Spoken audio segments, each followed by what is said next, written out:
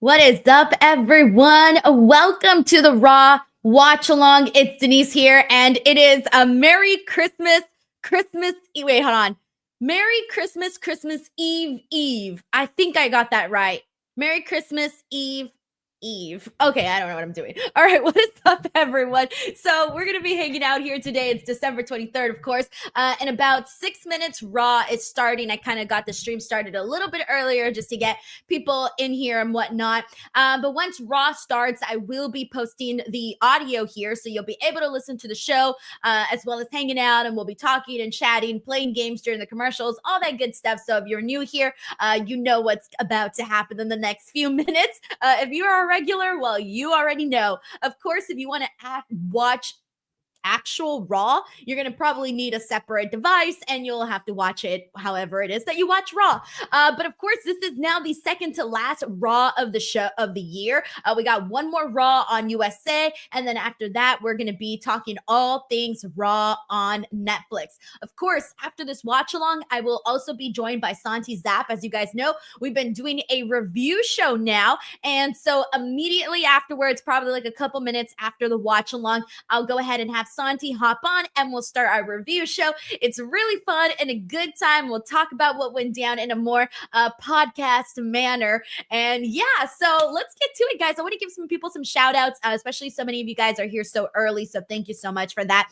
It has been just like nonstop, everyone. Every single day. In case you guys haven't noticed, there are videos going up on the channel every single freaking day. So it's a lot. And I just posted one a couple of hours ago. I think like 3 or so hours ago. I was running late, which is why the video was late. But I reacted to your guys' predictions for wrestling in 2025. So if you guys want to go ahead and check that video out, you guys can. It's up there along with a bunch of other videos because yeah, there's a bunch going up. But let's go ahead and give some shout outs to people. Shout out to Hassan Terrell, who's in the building. We got Daryl Keith Ford. Maria, thank you so much, Maria. By the way, I've been seeing all of your comments on all of the videos. Thank you so much for always coming through and checking those out. Same to Fernando Zayas, who I'm always seeing on all of the comments. Thank you so much, Fernando. We got Tremaine Young here, who is a regular on the channel. Tremaine, I hope you're having a good holiday so far. I know we're just about getting started.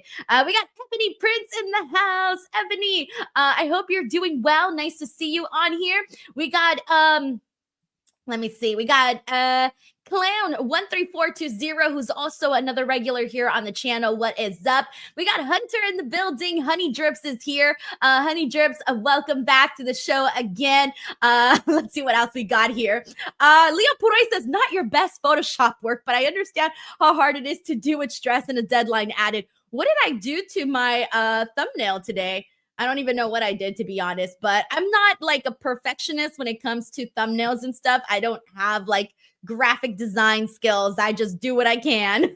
We got AJ the Best here, who says, hey, Denise. Hey, AJ, welcome to the channel. How are you? Thank you so much for being here. Let's see what else we got here. We got Mike Rouse in the building, who says, Denise, you need Magic Mind as Spokor. Huh? I have no idea what you're talking about. What?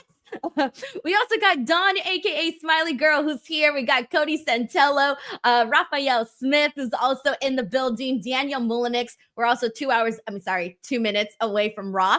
Let's see. We got Daniel Mullenix. We got Josiah WB here. Thank you so much to Josiah, who's always hopping into the streams. We got French Fries. What's up, French Fries? Red Raven Rucker is also here. Uriel Landeros, Joe Compton. Qdis662 says it's Raw live today. Don't think so. But I didn't read any spoilers, so I don't look at that. So it's going to be live to me. It'll be the first time to me. J-Rock Dog is also here. Ricky Saldivar. Taylor Cannon, who is included in today's video, by the way, for the predictions. Taylor Cannon submitted his prediction and made it up into the video as well. Let's see what else we got. We got Joseph Boza, who says, love Denise's video from today, worth checking out. Thank you so much for watching that instantly, Joseph. It really goes a long way when you guys watch the videos really fast. We got J-Rock Dog, Ray Bevis, Merry Christmas, Happy Holidays. We got Mike Kowinski. Thank you so much, Mike, for the kind comments. We got Megan, here. David Banks. we're still a minute away from Raw starting, so I'm just giving people shout outs in the meantime. We got David Banks here, Mike Kowinski, Mike Rouse, who says thank you, Mike. Raw is taped, and yeah, so we'll hopefully it's not like how SmackDown was this past Friday because it wasn't that great, but hopefully Raw is a little bit more exciting today. But yes, a second to last show for Raw on the USA Network. We also got Stephen Marchulli here, DWO member, Chris Holsinger, Joker J321, DJ's also here. We got Michelle. Thank you so much to Michelle for tuning in. Desi Baby, another regular here on the show, Luis Arturo Mendez, and I'll be continuing to give more shout outs as we press on with the show here. But Raw should be starting soon. Give me a second. In the meantime, I need to start recording on this other stream here that I have. All right, cool. That's starting. All right. There's always like a million things that I'm working on, guys, behind the scenes that you may not know about. But as soon as Raw starts, I'm going to put the audio and then just let me know if you guys can actually hear it and we'll be good to go. Hold on. 911 is still on.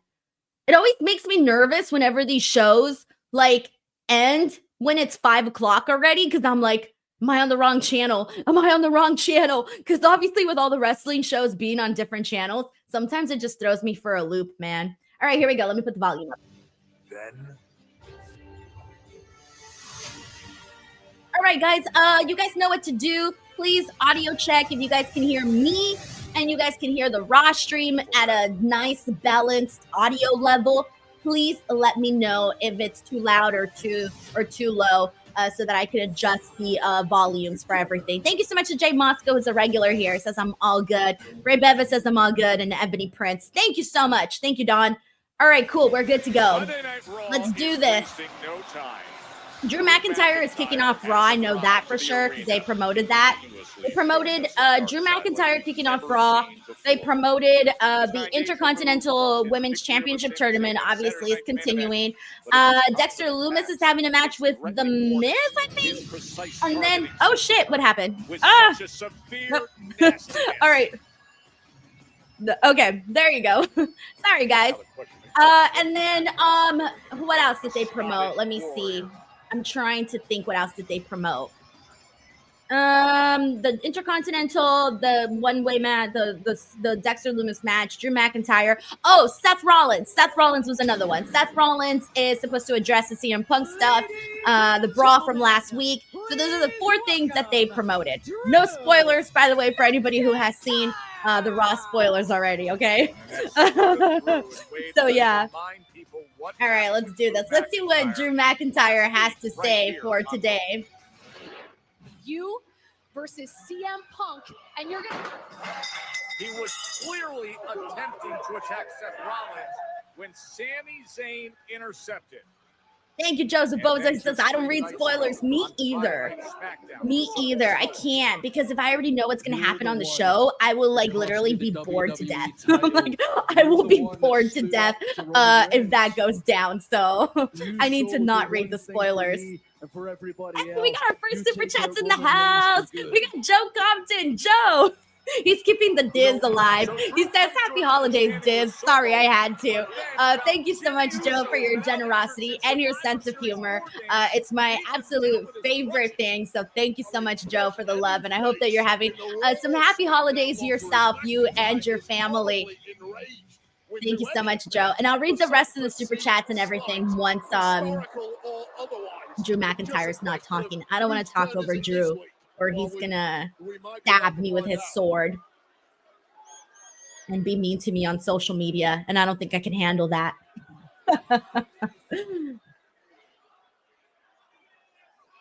After Hell in the Cell, I have never been so beat up in my entire life. 16 staples in my head. My back almost broken from landing on the steel steps. And I went home to Scotland. Oh, and they're already starting to see CM Punk chants. I haven't really talked about it publicly is because a very close family member passed away. Oh, no. Some people are probably feeling sympathy right now. Maybe some of the guys in the locker room are saying to each other, I didn't know. Maybe if you cared enough, you would have asked. Oh, okay, that's not where I was expecting this to go at all. Over these past 2 months, guess how many people phoned me to check not how I was doing mentally, how I was doing physically after all that violence at Hell in the Cell. One person. Ooh, who do you think that one person is? These past 17 years, I've been led to believe we're all a big, happy family in the back. We're brothers and sisters. We travel the world together. We spend more time with each other than we do with our actual families. But it's all BS. My brother John in Scotland wouldn't stab me in the back to take my spot, but people like Jimmy, Jay, and Sammy 100% would. Damn, he's calling them out for not being real.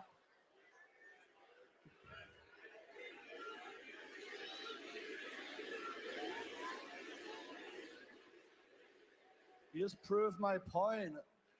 After watching the horrible things that Jay and his family did to people like me, he says, I'm a changed man. He does a little cute hand sign. He says a stupid made-up world, and you just forget about it, and you move on. Drew's not a Yeet fan. That's the other He's thing team I no realize. Yeet. I have given and given and given all this time. You turned on me for someone that had been gone for years that told you to go screw yourself, and I kept fighting for you. I believe deep down you believed in me, so I believed in you, and I bled out at Hell in the Cell. When I was gone, you instantly forgot about me. Damn. So from now on, I love Drew's I promos. will give no more for anybody. Drew McIntyre is going to take, and I will continue to tell the truth.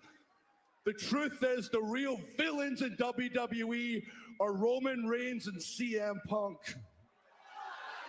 All right, let's make a note of that. Roman and CM Punk. And if you choose to prop them up, I mentioned their names already. Jay, Jimmy, Sammy, for instance. The things Roman did to you, it comes back. He took a vacation. They cheer for him. He snaps his fingers. You're right back by his side. It is pathetic. I suggest everybody that ever wronged Drew McIntyre sleeps with one eye open, because I am coming for you. I love this Drew McIntyre promo, guys. So let's see what Sammy has to say. Sammy, don't underestimate Sammy on promos, man. He comes out freaking hard and focused, man. Last time he was pulling up all these receipts on Seth Rollins, so I'm kind of expecting him to do the same right now to Drew McIntyre. Let's see what he's got for us.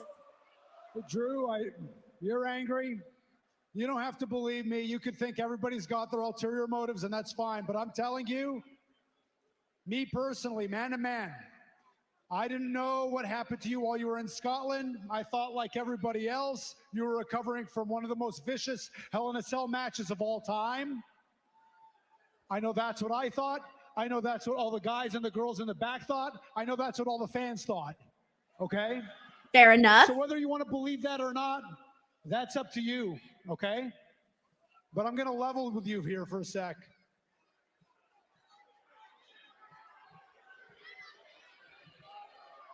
You talk about your 17 years, 22 years in the game, all right? Everything that you talked about, I've went through it. You want to talk about loss? I've had loss. Trust me, I've had loss that I've had to put on the side and go to work the same week. Aww. The sacrifices you're talking about, the birthday parties, the weddings, the funerals that you should have been at, but you weren't. I've done them all. I missed them all. I put unnecessary stress on my wife, on my kid. I do that too. You know why? Because this is the life that you and I chose. We are WWE superstars. Damn, this is deep, man. I wasn't expecting two deep promos And right now. We are lucky to be WWE superstars. Oh, I love that. Sammy always And you think this is just making us your story happy. or my story? You know who else has stories like this? Every single person sitting in these stands Every single person Yep. watching at home, the kids Sammy, the who most struggle at second school, most the relatable people person, who 'cause number struggle one is at still work, KO. They struggle economically, physically. They have their losses. They have their sacrifices, but they still get up every day and do what they've got to do to soldier on and get through the day without pointing the finger at everybody else. Yes, Sammy. Yes, dude. Yes. That was the people's promo right there. Turn around and you would actually point the finger at them and say they forgot about you. Brother, they didn't forget about you. They made you. Woo, woo, woo, woo. Do you know what? We start talking more about Sammy being really great on promos. You still think the world revolves around you because once upon a time when you were a kid, someone told you that you were the chosen one. But I got news for you, Drew. Just because you're mad doesn't make you special. And now you want to think that everybody else, what everybody else does is somehow tied to you. Guess what? What Jimmy Uso does has nothing to do with you. What Jey Uso does has nothing to do with you. What Sammy Uso does has nothing to do with you. Yo, Sami Zayn out here cutting the promo of a lifetime. If you want to still walk around angry all the time, point the finger at them, at me, at Jimmy, at Jay, at Punk, at Roman. You want to still be mad about the bloodline after all this time? Fine. No one's stopping you. You still have a problem with the bloodline. I have no problem being your problem right now and facing you in this ring right now. What do we think? We actually get Drew and Sammy? I don't think so, right? Maybe, maybe not. You want to know the truth? It isn't just anger. My anger comes from a place of pain, and I don't doubt everything you just said is your truth. And there was so much passion in it, but it's not the full truth. You have a way of spinning things. You can fly back home every week to your family and be with them. I'm across the world. The people of Boston are never going to leave Boston. They're with their family 24/7. I don't have that luxury. He's making some points, though. That is true. We sometimes forget that. So I'm going to remain calm. I'm going to look you in the eye and tell you the truth. Why do you want this fight? You know the result. We have wrestled time and time and time again, and you have never beaten Drew McIntyre. So I suggest, because I've heard you're not 100% healthy tonight, and I saw your wife and kid in the back. Where's he going with this? I suggest you walk back there, you take their hand, and you leave this arena. Because of everyone in the bloodline, you're the least of my worries. Damn. That's kind of messed up. He's basically saying you ain't shit, Sammy. That's You're definitely mean. right about a couple things. When it comes to wins and losses, you've got my number. You're right about that. And I'm not 100%. Haven't been 100% for a couple weeks since Saturday night's main event. You're right about that too. And you're right that the smart thing to do would be to go home and just celebrate and try to get healthy over the holidays. But I would just so much rather do this. Let's go.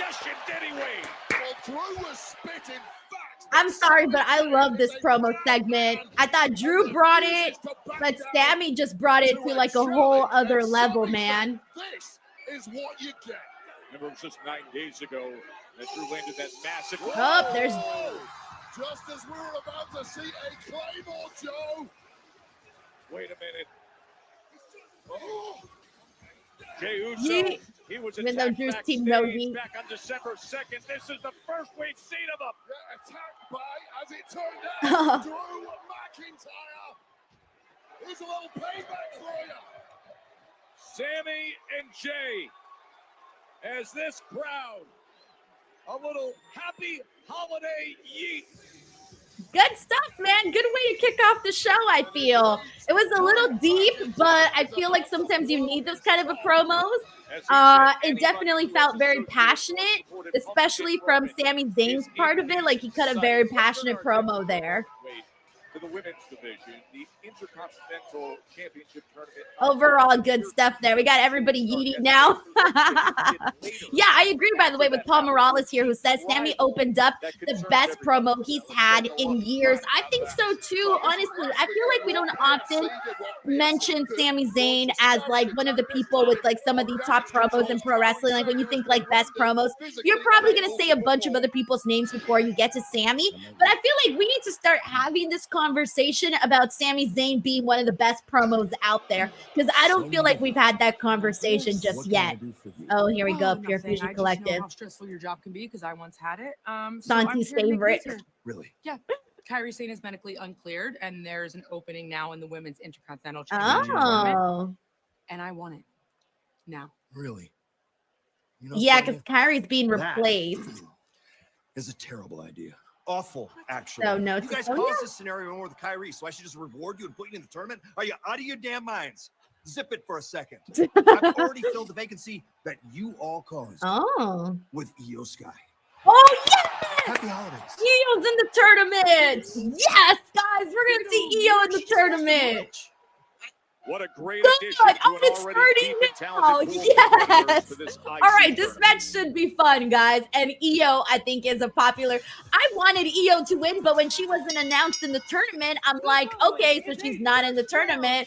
So she's not going to win if she's not in the tournament. But now she's in. So I think this changes things, guys. I think we are going to have Io Sky possibly take this and win the entire thing.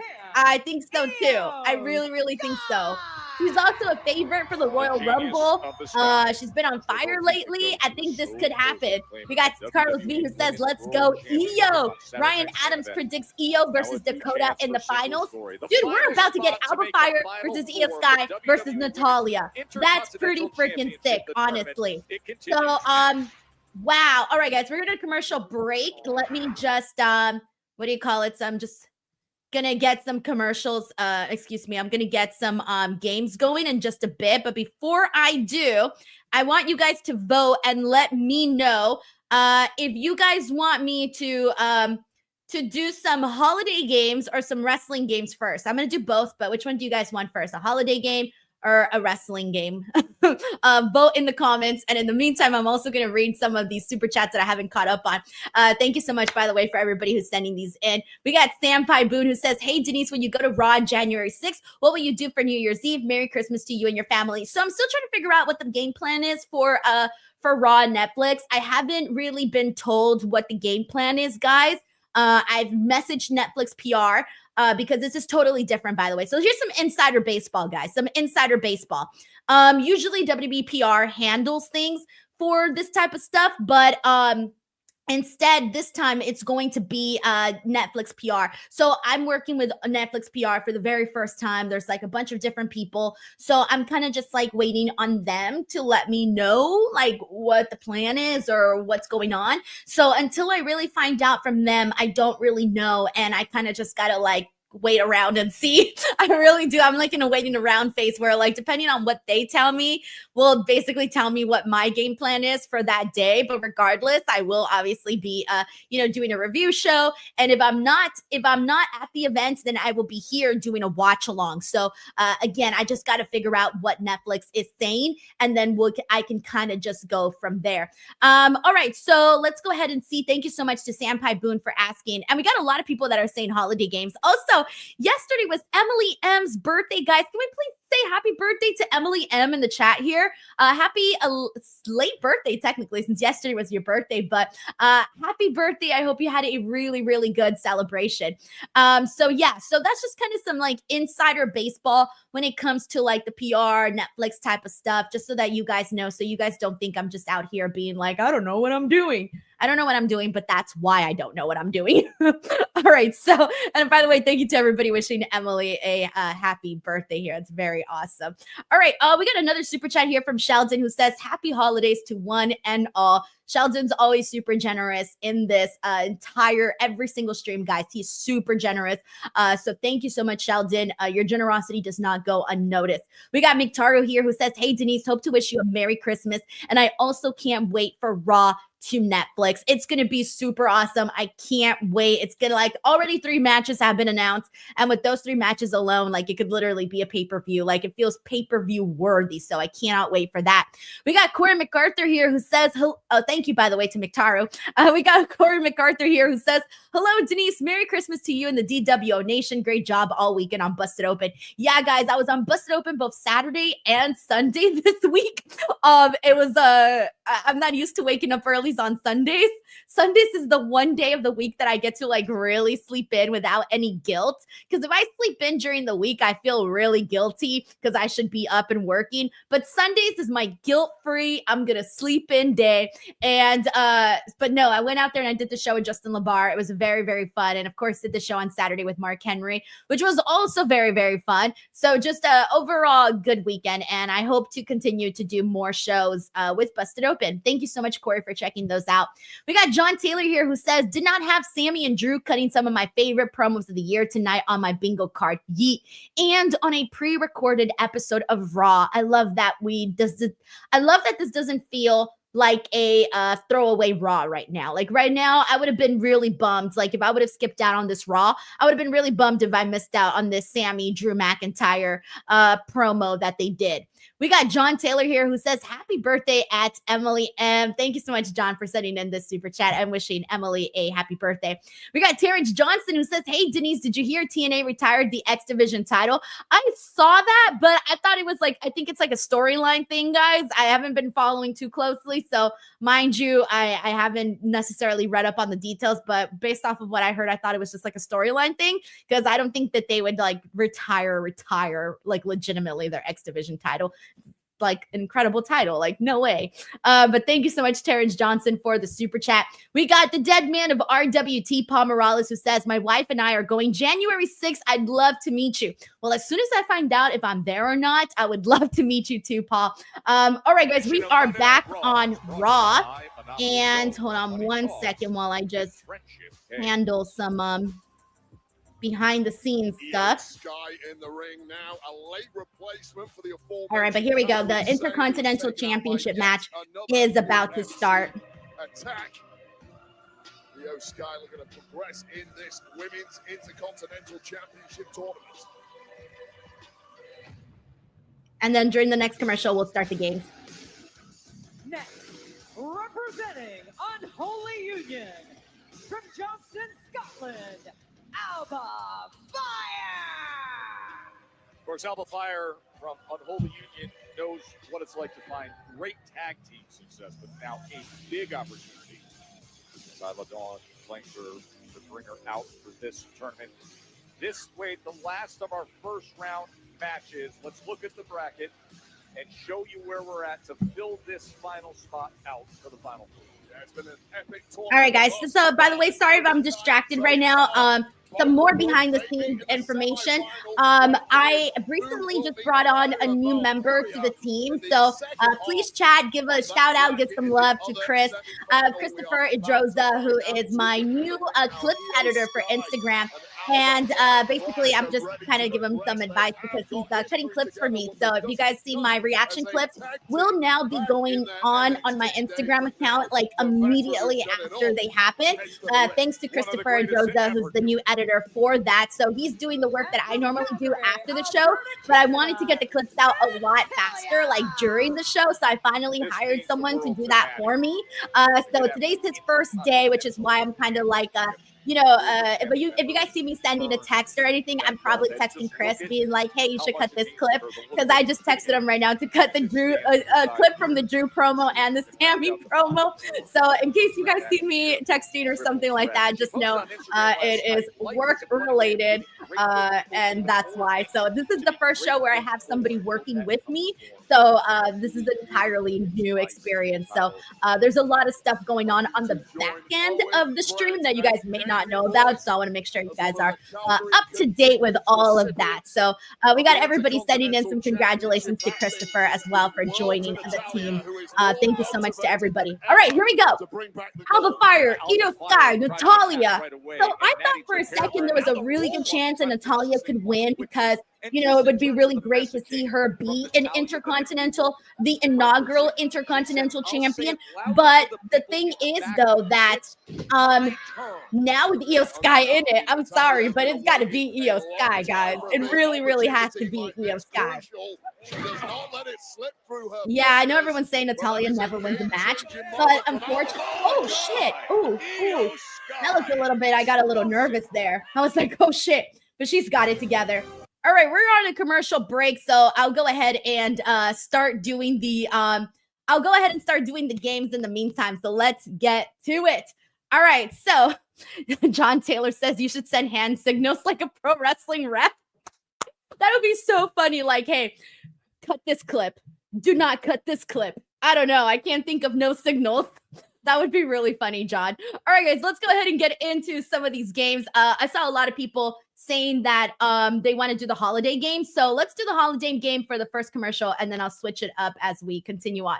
All right, so I did not come up with this game, by the way. I stole it from BuzzFeed. So this is not from my brain. This is from BuzzFeed's brain. But it's fill in the blank of the Christmas song. Super easy, but let's have some fun. Here we go, guys. Fill in the blank. Rockin' blank the Christmas tree. What word are we looking for here? And in the meantime, thank you so much to John Taylor here, who says, dare you to email Netflix and be like, January 6th, Netflix and chill at Raw? Yes, please, Netflix PR, let me know if you want me to Netflix and chill at Raw in the Intuit Dome. John, if only I had the guts. If only I had the guts. I do not have the guts, by the way. All right, and here we go. We got people sending in the answer. And the answer that we were looking for here is rocking around the Christmas tree. Josiah WB, Don, Jay, Jessa, Leo, Paul, Ron, Emily, RT, Robert, John, McTaru were some of the first few people that got that. Let me keep it going. So here's the next one. All I blank for Christmas is you. Like I said, I feel like we should all know these, considering that they play all mother effing day. Like they start playing at freaking like during October at this point. All right, the answer we were also looking for here is want. All I want for Christmas is you. I don't think anybody missed that. Josiah, Jay, Honey Drips, Duelist, JD, Leo Poroy, Emily, Bailey, Broadcast Live Studios, Miktaru, Chris Robinson, Gadget Man Rob, Juan Ortega, Matt Reichel, Robert McManus, Kieran, Karenga, Raphael, Ron, Don, Keon, Nick. Good stuff, guys. All right, let me keep it going. Here is the next one. Christmas don't blank late. I'm going to be honest with you guys. I got this one wrong when I took the quiz, because I took the quiz as I was screenshotting these. And I actually got this one wrong. But I'll tell you who didn't get it wrong. A lot of you guys knew this one. I didn't. But it's B, Christmas don't be late. Josiah got that. Don got that. Gadget Man Rob, Robert McManus, Honey Drips, Bailey, Chris Robinson, Emily, Raphael, Jay, Matt, Miktaru, Chris. Here we go. Here's the next one. All right. It's begin. Oh, wait. You know what? We're back on Raw. All right, let me put the volume on. I'll wait for the answer in the meantime. All right, here we go.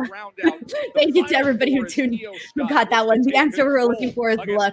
Beginning to look a lot like Christmas. Good job to everyone. Let me give some shout outs here. Really fun. So this one tripped up a couple of people. All right, but we're back on Raw, so let me get this off the stream. Still tasting bitter disappointment at not defeating all right. Liv Morgan. at Saturday night's main event a couple of weeks ago. We'll play the wrestling game in the next commercial so I can keep everybody alive and on their toes. But here we go. Come on, EO. We got to get this win, EO.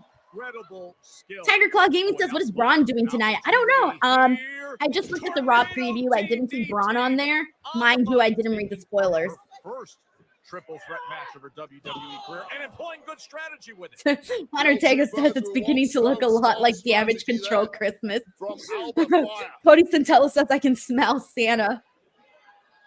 Braun Strowman as Santa Claus was pretty damn funny. Not even gonna lie. Like legit, not even gonna lie. WWE Women's Tag Double S says I never get a shout out. Double S, UK Women's Champ. seen you a bunch on here. Double S. Perhaps. Nice swanton off the top. And she chooses to cover EO, who kicks out. Alba Fyre is also a really good wrestler, by the way. And Natty able to continue on. Just unfortunate that they didn't really do much with Alba and Isla when they were tag team champions. I think had they done a little bit more with them, we would have been having a different conversation about them. Pulls out the final 4 participants. Matt Raquel says next Monday is last Raw on cable. Yup. Can't believe it. It's all going by so fast. So well in the dungeon. Hello to Railstalker Adventures. Thank you so much for hopping onto the stream. Look at this. Oh, is she gonna do a double sharpshooter? I think she's done this before. Yeah, she's done this before, but it's still very impressive though. Sharpshooter times 2. You execute it. It helps that EO is very tiny.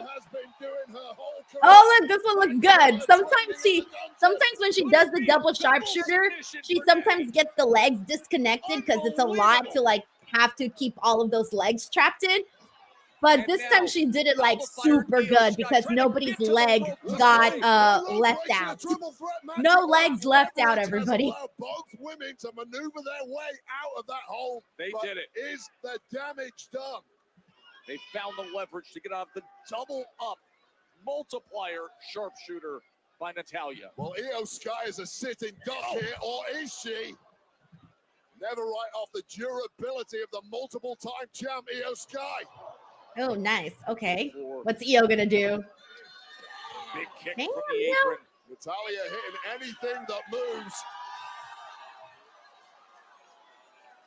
Io Sky. Oh, moonsault out onto the floor, springboarding off the rope. Good moonsault. I just wish they would have caught her a little bit better. But it's fine. She landed on her feet. Where pinfalls cannot take place. Gets Natalya in the ring. Is the job done for Io Sky? Natalya has said this means the world. We got Railstalker here who says, I hope Natalya wins the whole deal. I thought there was a chance she would, but now I'm all team EO, guys. I wanted her in the tournament. Obviously, you know, she was a little preoccupied with Liv Morgan and whatnot, but I did want EO in the tournament. I was actually bummed when I saw that she wasn't in the tournament, but mind you, she had other things kind of going on. Able to counter it. Yep, Honey Drip says EO about to pick up this W. Moonsault on Natalya. I think she's pinning Natalya. Come on, EO. Yes. All right, EO's gonna be taking this all the way. Come on, she's got to take this all the way. Io Sky.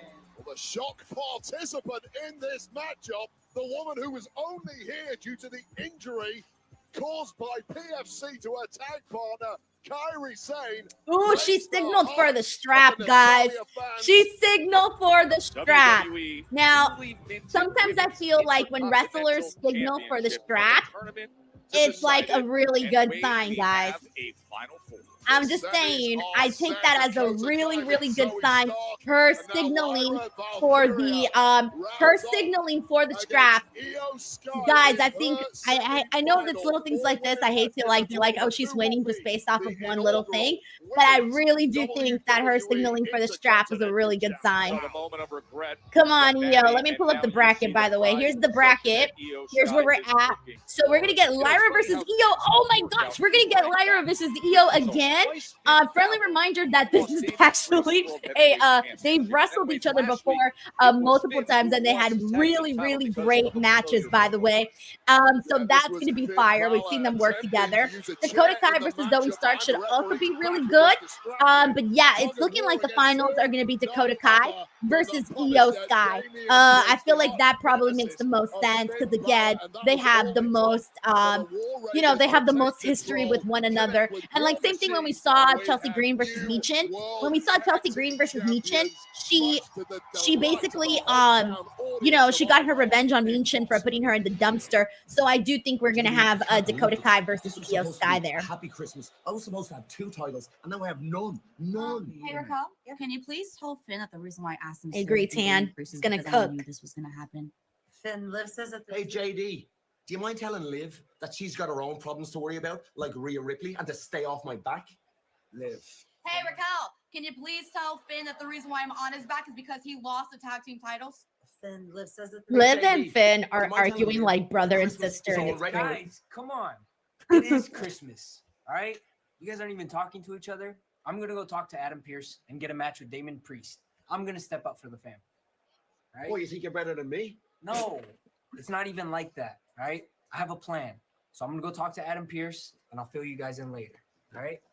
All right, he's got a plan. I'm trusting Dominic here. Just 1 week. I actually love to see Finn and Liv Morgan fight. It's kind of funny. They literally remind me of brother and sister. You know, ours says Finn and Liv are beefy. Yeah, they really, really are. They really, really are. All right, guys, we are on a commercial break. Let's go ahead and continue on right now with our game here. Let's go ahead and see. By the way, I think we got a couple of super chats I haven't read, so let me get to these really quickly. We got Dawn here. Thank you so much to Dawn for sending this in. She says, hey, Denise, looking forward to Friday's meet and greet. Fingers crossed that I can get in. Guys, I haven't even had a chance to promote this that much. It's just been so hectic. But yes, this Friday at noon Pacific Standard Time, if you are part of the DWO, which is part of the paid subscription YouTube stuff, me and Reg are doing a virtual meet and greet. This is the second meet and greet that I've done.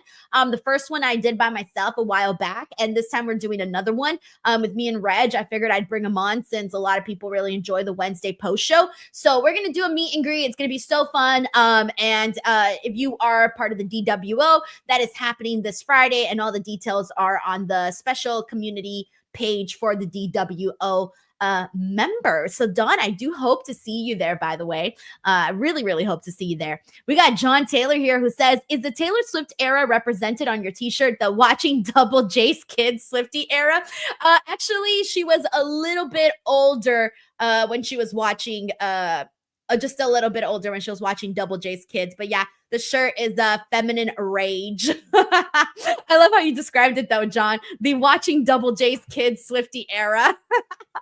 John, thank you so much for the super chat as always, man. The support goes a real, real long way. All right.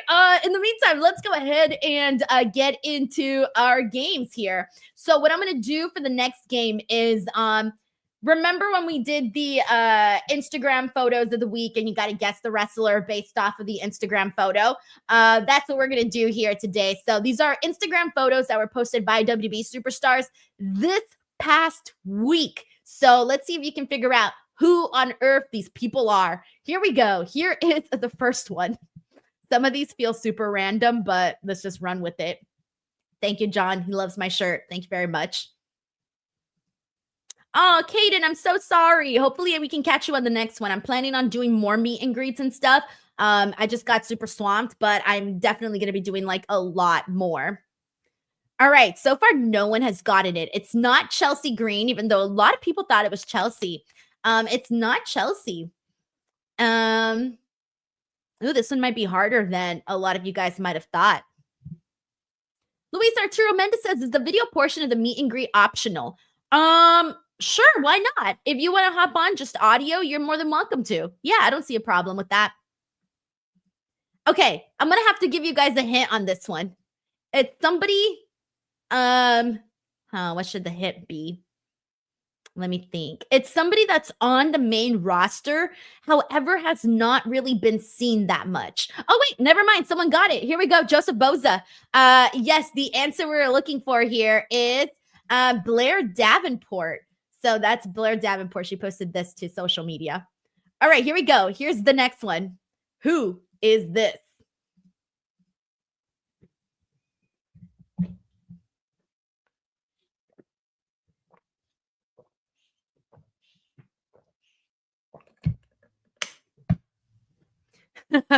We got what do you call it? Dilda Pickles says, I just looked at my phone. What is this? I love when I surprise people like this, by the way. Okay, somebody got the answer. The person that got the answer was, where'd you go? Where'd you go? Where'd you go? Where'd you go? Okay, here we go. It was Dr. J. Merritt. The answer we were looking for here is Bianca Belair. She always looks so different, right? Whenever she doesn't have the braid. Completely through. I figured it would throw some people off. But Dr. J. Merritt got that. Karenga Snowden also got that. And that's kind of it. I don't think I see anybody else with Bianca answers on here. I was seeing a lot of like Dakota and Rhea, actually. But no, I mean, Dakota. But no, the answer was definitely Bianca. So I'm glad that one kind of threw people off. I was trying to make it hard, so it worked out. All right, here's the next one. Who is this? You can see if you can figure it out based off of the wardrobe and style. Cody Santella says, you got us. Yeah, you know what's up. You know what's up.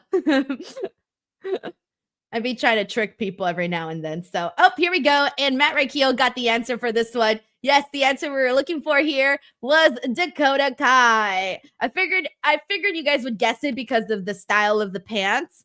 But yes, that is definitely Dakota Kai. That was the answer we're looking for. And we're back on Raw. No call. You got to let me know you're coming back. Well, I'm happy. I'm happy you're cleared. Man, thanks, Lewis. Man, no, thank you. Thanks for having my back. No, not just tonight. Every night, man.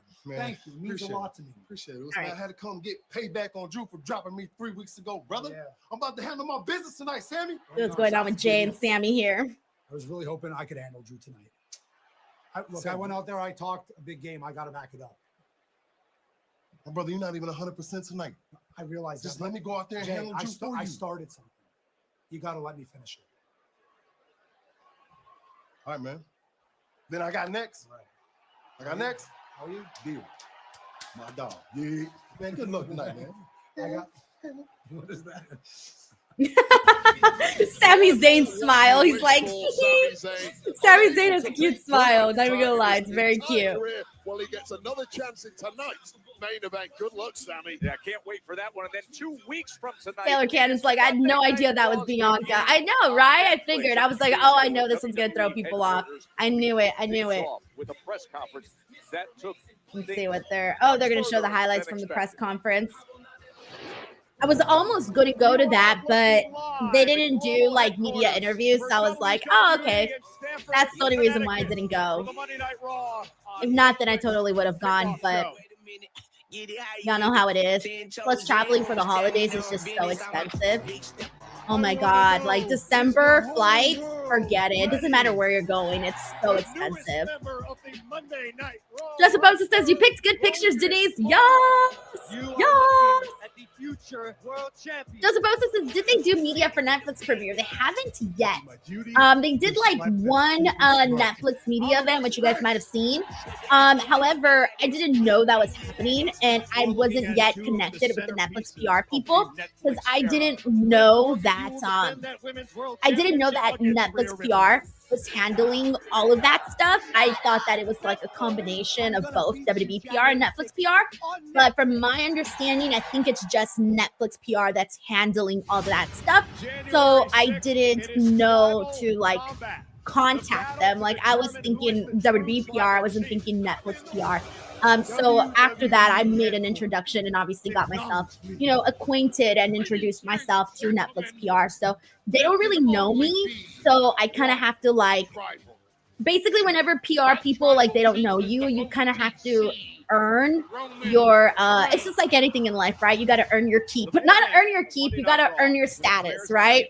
So they have to get to know you, they have to start seeing you at events, and that's usually how it is. Like you have to form relationships with PR people so that they know, oh, okay, this person is reliable and they're going to come to the events and they're not going to be weird and little things like that. They're actually going to promote us. And so that's basically how it works. Like PR people got to get to know you. So now they have to get to know me. So it kind of feels like I'm starting from scratch, but hopefully it works out. So we'll see. A raucous conclusion to the Raw Netflix kickoff event. And later tonight. Bailey Darty says, how do you book a meet and greet again? So if you are part of the DWO, which is the membership program here on YouTube, that's basically how you get in on the meet and greets for the virtual meet and greets. That is the virtual one that's happening December 27th. Thank you, Bailey, for asking. Representing American Made from Minneapolis, Minnesota. John Taylor says, think Mark Henry can do his sister a favor with Netflix and be like, she's good, brother. She's good. She's good. Oh, I don't think so. It works very differently, guys, with like media and stuff. It's not just like, I can't explain it. It just works a little differently. Tiger Claw Gaming says it's all about the game and how you play it, Denise. Exactly. It's all about the game and how you play it. All right, we're going to get Akira Tozawa versus Chad Gable next here on Raw. All right, let me pause this and mute the commercials. And let's go ahead and get into some games, y'all. All right, let's have some fun. Let me go back to the Christmas game, and then I'll go back to the wrestlers game. So I'm going to just switch it back and forth. So here we go. Fill in the word of the Christmas song. Here we go. Blank ride. Again, guys, I stole these from BuzzFeed. So, yeah, because you guys know I actually don't like Christmas songs, believe it or not. So I don't know why I'm doing this game. I don't even like Christmas songs. So I don't even know why I'm doing this game. I was just trying to think of something that would get people in the holiday spirit. So that's honestly why I chose this. But yes, the answer we're looking for is Slay. Josiah, who's been killing it in these games, by the way. Don also got that. Bailey Darley. Oh, wait, hold on. Bailey Darley, you got the wrong Slay. It's the other Slay. Jay Moscow got the proper Slay. Dr. J Merritt and Raphael Smith. Let's see. We got Emily M also had that. Luis and Juan. And then for T-Rav who's asking if Netflix is going to have commercials. I don't know. I don't know. I think they will though, but we'll see. I guess we'll maybe get a better idea once we see the Christmas game that's happening on Netflix. There's going to be Christmas games. So maybe we can see how they kind of run through that and maybe what we can expect from Raw. All right, here's the next one. Blank got run over by a reindeer. I got this one wrong, by the way. When I did the quiz, I got this one wrong too. Leo Poroy says, what's your go-to Christmas movie? Believe it or not, my favorite Christmas movie, and my husband laughs at me all the time, but my favorite Christmas movie, and I actually watch it even when it's not Christmas, is, what do you call it? The Last Holiday, starring Queen Latifah. Queen Latifah is so freaking funny in that movie. I love it. It makes me happy. It's a feel-good movie. That's my favorite Christmas movie.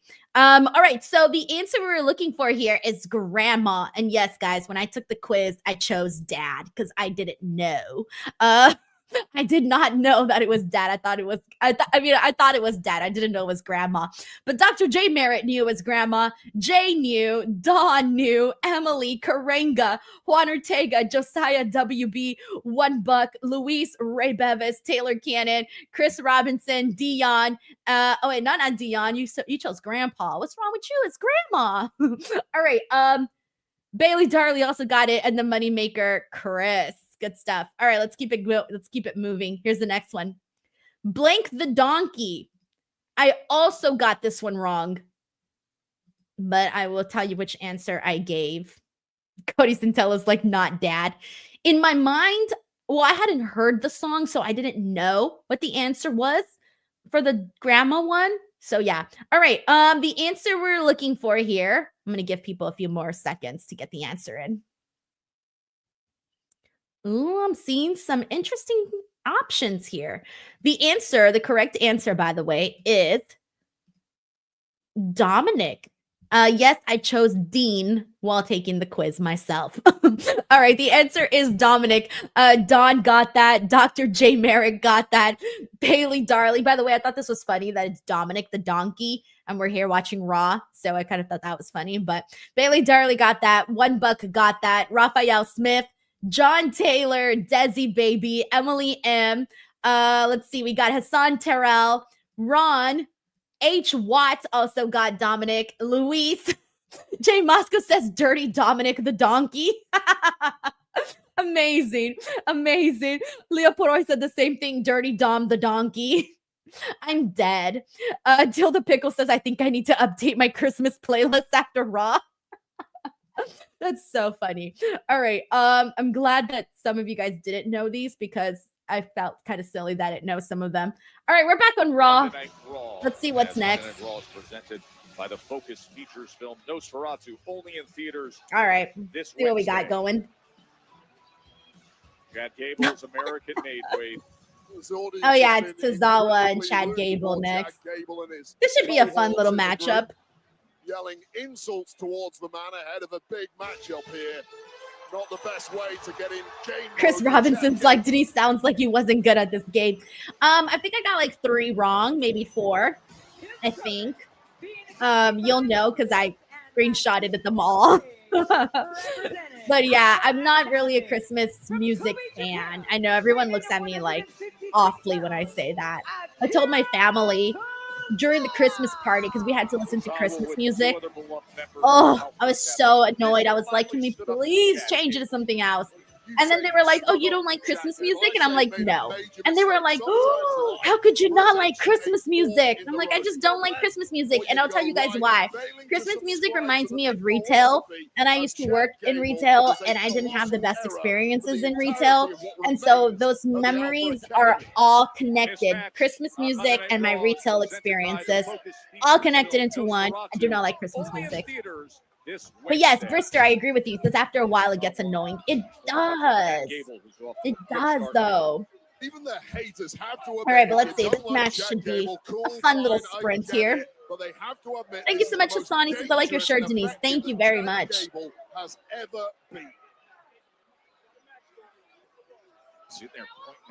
I love him. Maxine always has the cutest outfit.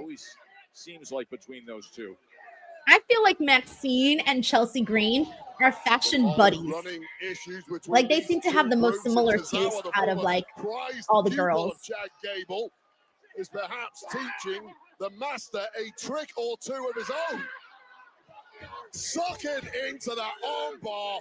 Also, if you are new here, if this is your first time on a watch along, please let me know in the comments so that I can make sure to give you a shout out, especially if you're new. Oh, wow. Chad Gable just slapped Otis. And Otis trying to get after him after that slap and a quick roll up by Tozawa looking for the win, but the kick out at 2 by Gable. Oh, I didn't know this. Dawn said congrats to Maxine. She posted today that she got engaged. Oh, I didn't know that. Wow. Good for her and good for whoever she's engaged to because damn, you scored Maxine. Woo-hoo. Senton from up high into the sky. Oh, shit. Knees first into the back. Chad Gable showing all his nous and Keon Davis agrees with me on my Christmas takes. Thank you very much. We got an Angel who says poor Santa. And by the way, I met Santa this weekend. I went to the Santa's Village on Saturday. And me and my family were walking, and some like elf girl comes up to us, and she's like, "Do you guys want to meet Santa?" And we were like, "Sure." And then she took us into like this back shed. My siblings were like, "Are we getting kidnapped? What's happening?" Because she kind of took us like off the main street. That's it. This match was really nothing. He just tapped out. A couple suplexes, ankle lock, taps. But then we went inside this little like cabin and it was so nice. They had this really nice Christmas decoration, a big giant Christmas sleigh, and a really good Santa. Like it was a legit looking, good looking Santa. And they gave us candy canes and everything, and it was nice. It was very nice. Now the Creed brothers quick to the defense. It's American made. Brister's like very lucky man with Maxine. For reals. Oh my gosh, Otis. He's doing his I don't even know what you're supposed to call it. After months and months of being bullied by Gable. Are we circling back to Chad Gable and Otis? Because I just felt like we had done just about everything we could do with that. Like I didn't feel like, personally, I don't feel like we got to circle back to this. He's hiding behind the Creed brothers as Otis. I kind of don't want to go back to this. I want to do something new. All right, let's see what the New Day says. Oh, New Day and Dominic? You gotta understand all this. I mean, I didn't like Big E. Oh. That was just crazy. Oh, even Dominic, even Dirty Dominic is not siding with the New Day. It's Dirty Dom and Damn. on Raw. All right, guys, let me go ahead and mute the commercials and let us continue the game here. But let me really quickly just end this recording, guys. 1 second. I need to start this third recording. Sorry, like I said, there's a bunch of stuff here on the back end that has got to be taken care of here. So I'm multitasking. I don't have a producer, so I produce this all myself. So, all right, here we go. Let me get this up here. Tony Santella's like the donkey. The dirty donkey. Dirty Dom donkey. I forgot what the hell we were calling it, but yeah. The Dirty Dom donkey. Bailey Tarley says Dom is truly the best. For reals though, like when Dominic says something, you did something wrong. Ooh, brother, you did something wrong. All right, let's go ahead and do the picture one, guys. Back to the wrestler one. Guess the wrestler based off of their Instagram photo. Here we go. Who is this?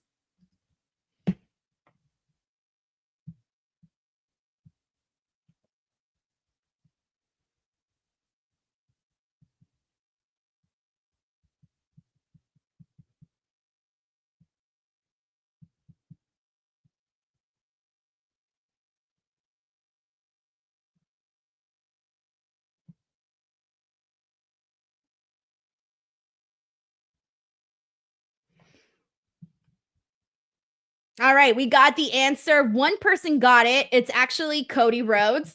Yes, that is the answer we were looking for. John Taylor got that.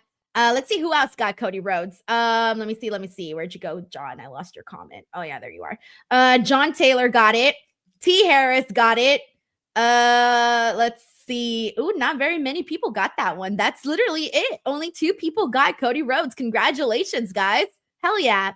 All right, and then thank you so much. We got a super chat. Woo! This is from Corey MacArthur, who says 191,000 subscribers would be dope if we reach 200K by December 31st, 2021. We'll do my best to be on the meet and greet Friday, Dirty Dom Donkey. I hope to meet you there at the meet and greet. And guys, I think 200K is probably gonna have to wait till the end of January. I just gotta keep working harder, guys, to get that 200K. It's a little slow right now. I'm still at 191, but I'm trying. I'm working. Videos are going up every single freaking day. So that's all I can do. All I can do right now is keep publishing content and praying to the YouTube gods that they show my videos on the algorithm and that the people subscribe and we get to 200K. But yeah, thank you so much to Corey, and I hope to meet you there at the meet and greet. All right. Here is the next one. Let's get to the next picture. I only have a few left, so here is this one. Who is this? Future King says, have faith you get to 200K. I know I will, but I don't think it'll happen at the end of this year. There's not enough dates left. The math ain't mathing, guys. The math ain't mathing. Oh, and I didn't see the super chat, John. Oh, thank you for letting me know. I will pull that up right now. Okay, here we go. The answer we were looking for, by the way, for this one is Jade Cargill. Yes, looking super glamorous. And we're also back on Raw. Karanga Snowden got that. Jay Moscow got that. Courtney Farms here. The Ultimate Word Game winner. Dilda Pickle also got it. And Kaden Crawford, Josiah, Future King, Andrea. Good stuff, guys. All right, and let me go back to, we'll continue the games afterwards. We have a super chat that I missed earlier from, oh, this is the one. Okay, from John Taylor, who says, Netflix PR, this Denise girl looks wholesome. Let's get an idea of her content. Blue Chew ad, followed by Denise and Reg talking about wiping butts. Can you imagine if that's like the only clip they ever saw? Let's go check out Denise, and that's what they saw. I would die. I would be like devastated. That would be so bad. It would be so bad. All right, let me go ahead and start recording here. Oh my gosh, it's too funny.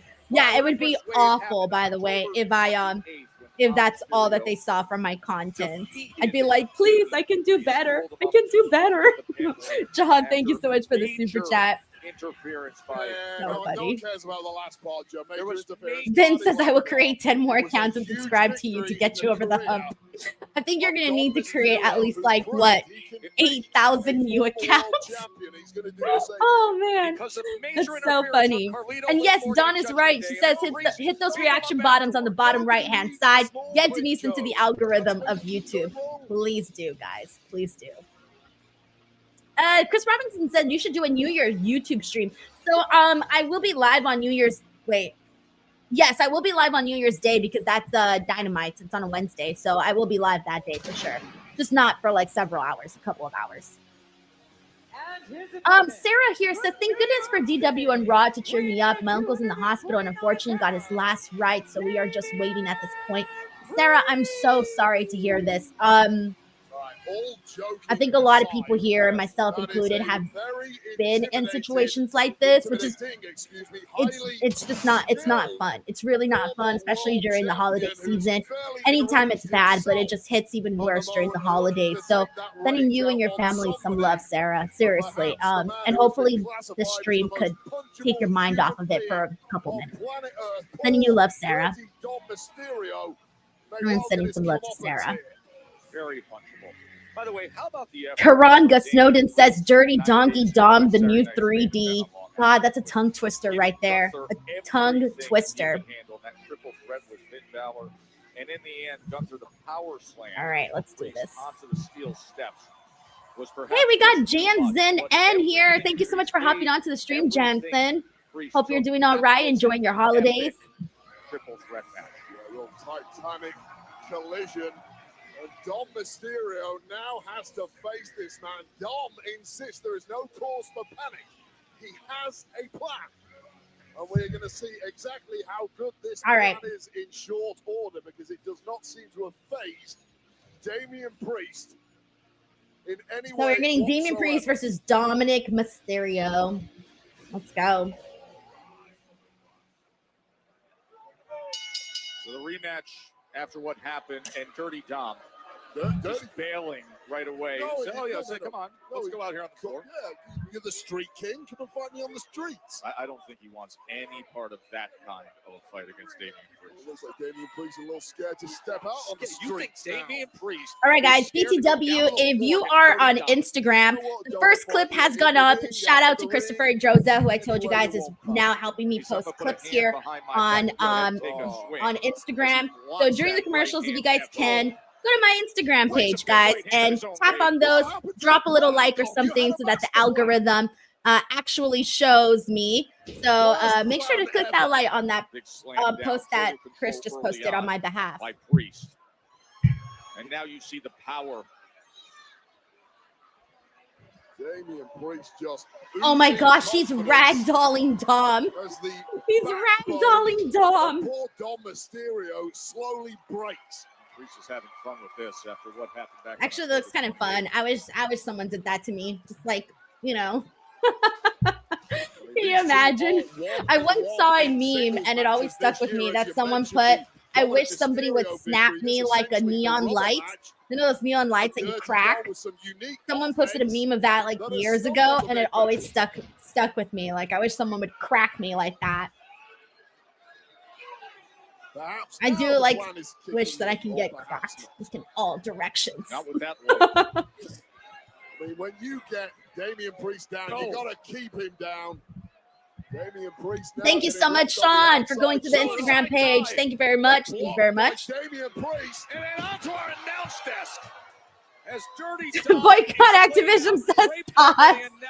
Yes, glow sticks, neon sticks, whatever they're called. Glow sticks. Yes, glow sticks.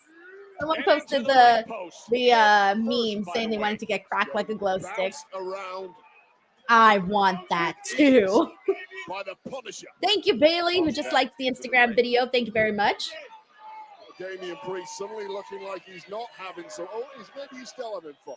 All right. Oh, who's the Santa Claus? Oh God, it's JD McDonough. It's JD McDonough.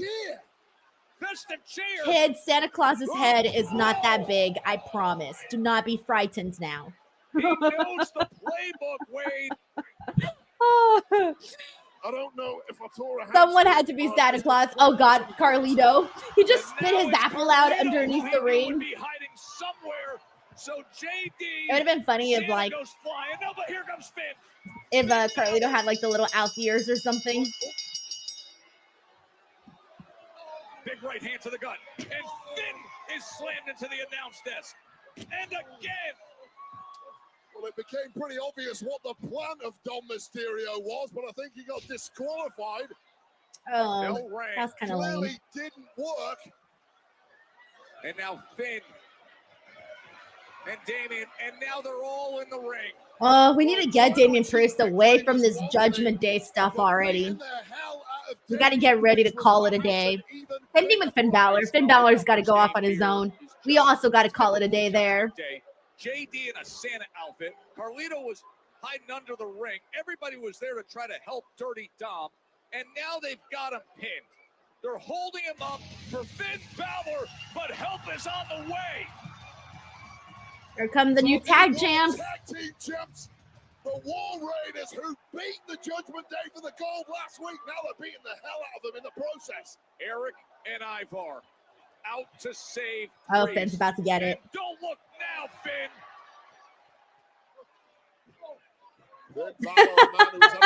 Karenga Snowden says that poor Santa hat one size did not fit most. That bullseye is getting kicked and stomped. Does not fit JD McDonough's giant's head. That's so funny. The World Tag Team Champions who defeated Finn and JD. Santa just got dropped. They've got bad news, kids. No gifts this year. Oh, nice. Brings down Dirty Dom. Dude, Ivar did that in jeans. Can we please give some flowers to Ivar? He literally did that in jeans. In jeans. Skinny jeans at that. Not be going any worse for the Judgment Day right now. We can't even do that in like the most flexible clothing we have. And Ivar did that in jeans. Yeah, I'm not over that. It's gonna stay with me. And in the end, the War Raiders coming to his defense. I kind of like Damian Priest hanging out with the War Raiders. Like if the War Raiders kind of became his dudes. Well, this past weekend, Jackie I kind of like that. Huh. I don't hate that whatsoever. I think they would actually look kind of cool. It would look like a little gang, you know, with the beard and everything. Sitting down with me. I appreciate the time. My pleasure. My pleasure. All right, let's see what Seth You know, I has to talked to say. CM Punk. I heard what he had to say. That I looks heard like a what he Christmas believes are the ornament in reasons that outfit. that you carry so much hatred for him. And we've heard from you as well. But I'm just curious what the root issue is for you. Like, what is the driving force of this disdain that you very clearly feel for CM Punk? The thing is, it's like I've tried to sort of explain how I felt about CM Punk many times over the years, and it's sort of, I don't want to say like I'm talking into the wind, but like he needed this place and it didn't need him. And so that hypocrisy, that level of hypocrisy is what really just eats at me. It really just eats at me. It's hard for me to just let that go. You talk about getting rid of it by cutting it out, by fighting through it, and how this fight has to happen for you as a personal catharsis. What does cutting him out look like? What can we expect from, I don't even want to call it a match because it doesn't feel like the right word. No, it's a fight. It's going to be a fight. There's no question about it. It's going to be a fight. I mean, this is the biggest fight in our sport right now. This is the biggest fight in our industry, and I need it now. After Survivor Series this year, and I saw him hand in hand with Roman Reigns. That pissed a lot of people Roman's off. finger in the air, Drew, Punk doing Seth. a stupid little go to sleep thing. Like, I just wanted to throw the remote through the TV. Like, I was so viscerally, internally destroyed. I was like, that's it. I can't wait. I don't want to wait anymore. I want the world to see it. I want them to see it. This is perfect. This Netflix, the debut, the world will be watching this match. And to answer your question, I don't know what it's going to look like. You're going to see a side of me that no one's ever seen. Like, it's going to be no pun intended, it's going to be raw. It's going to be visceral. It's going to be violent. I've got to extract this demon from my soul. Like, I've got to get it out of me. I've got to cut this cancer out of my brain. Oh, I'm going down. he said he I has to can't cut handle this cancer. Well, Friendly sounds reminder like that the that's what only he way you can referred to actually CM Punk as, process the this cancer. betrayal, which clearly means something to you. I think that was a nod to Just that. to go through a fight, and you're going to get that fight January 6th on the Netflix premiere of Monday Night Raw. Seth, I appreciate your time and maybe more importantly, your honesty. So thank you. Finally, I can't wait. All right, so there you go. Not really too much that has been, like, I feel like there's not that much left for Seth or for CM Punk to say. Like, I feel like they've said all that they possibly can in this feud. So I'm like, these talking segments sort of feel like filler now because, again, they've said all they can say. Juan Ortega says, is it going to be Raw? Pause. Yeah, seriously, pause there. Pause there, everybody. Pause. John Taylor says, take a shot every time Seth says fight. But no, yeah, this has to be a fight. This has to be two dudes going at it with so much hate and fire because it can't be a match, guys. They just can't. They hate each other way too much to be doing headlocks and shit. All right, we're going on a commercial break, by the way. Let me what do you call it? Commercial break here. And let's see.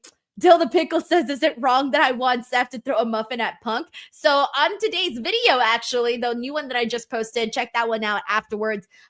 We were talking about like crazy predictions, and that was a prediction that Seth would throw muffins at CM Punk's face. So hey, clearly, some people are curious about that. All right, let's go ahead and continue with the games here in the meantime. So let's get to it. Also, do not forget, by the way, that after the watch along, I will be joined by Santi, and we're going to be doing our Raw review show. So make sure you guys stick around for that. Hang out. It'll be a good time. So yeah, that'll be happening here today. But let's go ahead and continue with let me do the picture game. Here we go. Picture game. Who is this? This one's probably going to be a little hard, I think. And this was a photo that was also posted by a WWE superstar on Instagram this week. But who is it?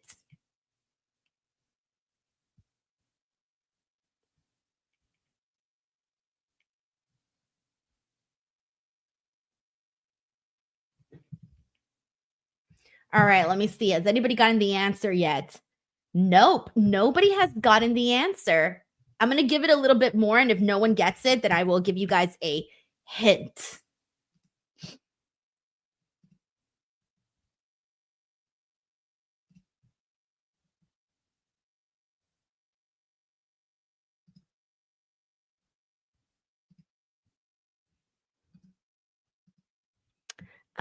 Nobody's gotten the answer yet. Nope. Ooh, this one's going to be tough. All right, let me give you guys a hint. It is not a man. It is a woman. I'm seeing a lot of like guys being thrown out here, but it's not a guy. It's a woman. But whom?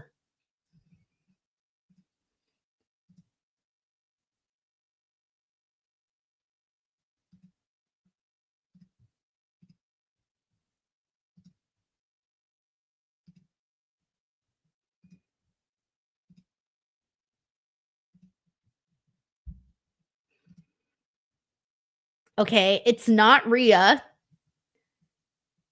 It's not Zoe. Oh, somebody got it. Oh my gosh, finally, somebody got it. All right, here we go. Raymond Williams, you got it. Good job, man. The answer we were looking for is Nia Jax. Yes, Nia Jax is the answer. The second person who got it was Karenga Snowden. Yo, this one was hard. Good. I knew it was going to be hard. I had a feeling everybody was going to guess that it was a guy. All right, last one. Who is this? Honey Drip says that one was hard. Yes, good, good. I wanted to be hard. I shouldn't say it like that, but pause, time out. All right. Jay Muska's like, I would have never guessed Nia. All righty. And I'm going to give you guys a few more seconds here for this one. And a couple people got the answer. So here we go. The answer we were looking for this one is Shayna Baszler. Martin Rahal got that. And so did Luis Arturo Mendez. And Anthony Soli also got that one. And so did Sean Donashi, as well as Jay Moscow. Good job. I knew that one was going to be a little hard. Also because it could have literally been like literally anybody. All right, but there you guys go. I'm all out for those ones, by the way. So I am no longer doing that one because I am out. So let's go ahead and go back to the holiday games in the meantime. So let's do this. All right. Actually, we're back on Raw. So in the next commercial, I will continue that. Monopoly Go. All righty. And friendship pays. I'm not really expecting that much though from this, to be honest. Like I'm really not expecting this to be like a crazy good match or anything. I feel like this is just going to be like whatever. Hassan Terrell says, okay, it was hard. Yes. Good. Hunter Taker says, Denise, all I want for Christmas is to be hard. Denise to the naughty list. You reminded me of two things, by the way, Juan. And those two things will be coming soon. Actually, let me work on that now. Hold on. While they do these entrances, let me upload something. By the way, I think this is Dexter Lumis' first singles match since joining the group, right? Like he hasn't done any other singles matches, right? Like there's no way, right? Like this is the first one. I'm pretty sure it is.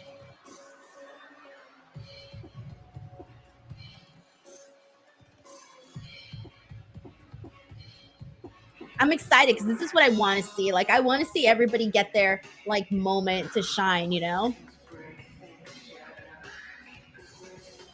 Yep, everybody's saying yes. Okay, good.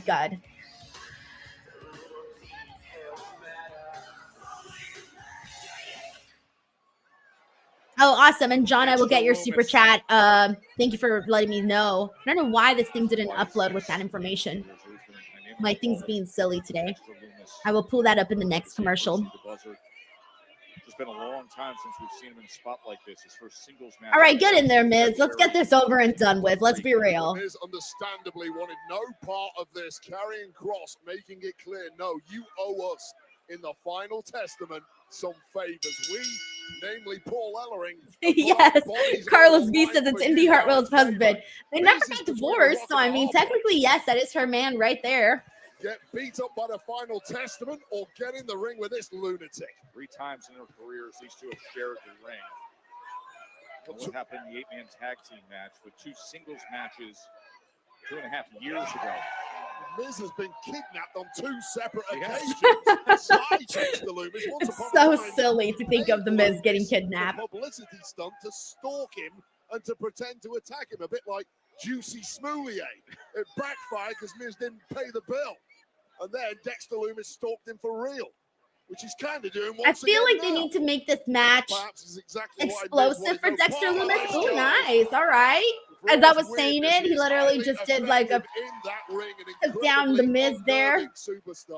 But here's the thing. That's what I think this match needs to be explosive for Dexter Lumis because, like I said, this is Dexter Lumis' first singles match since joining the group.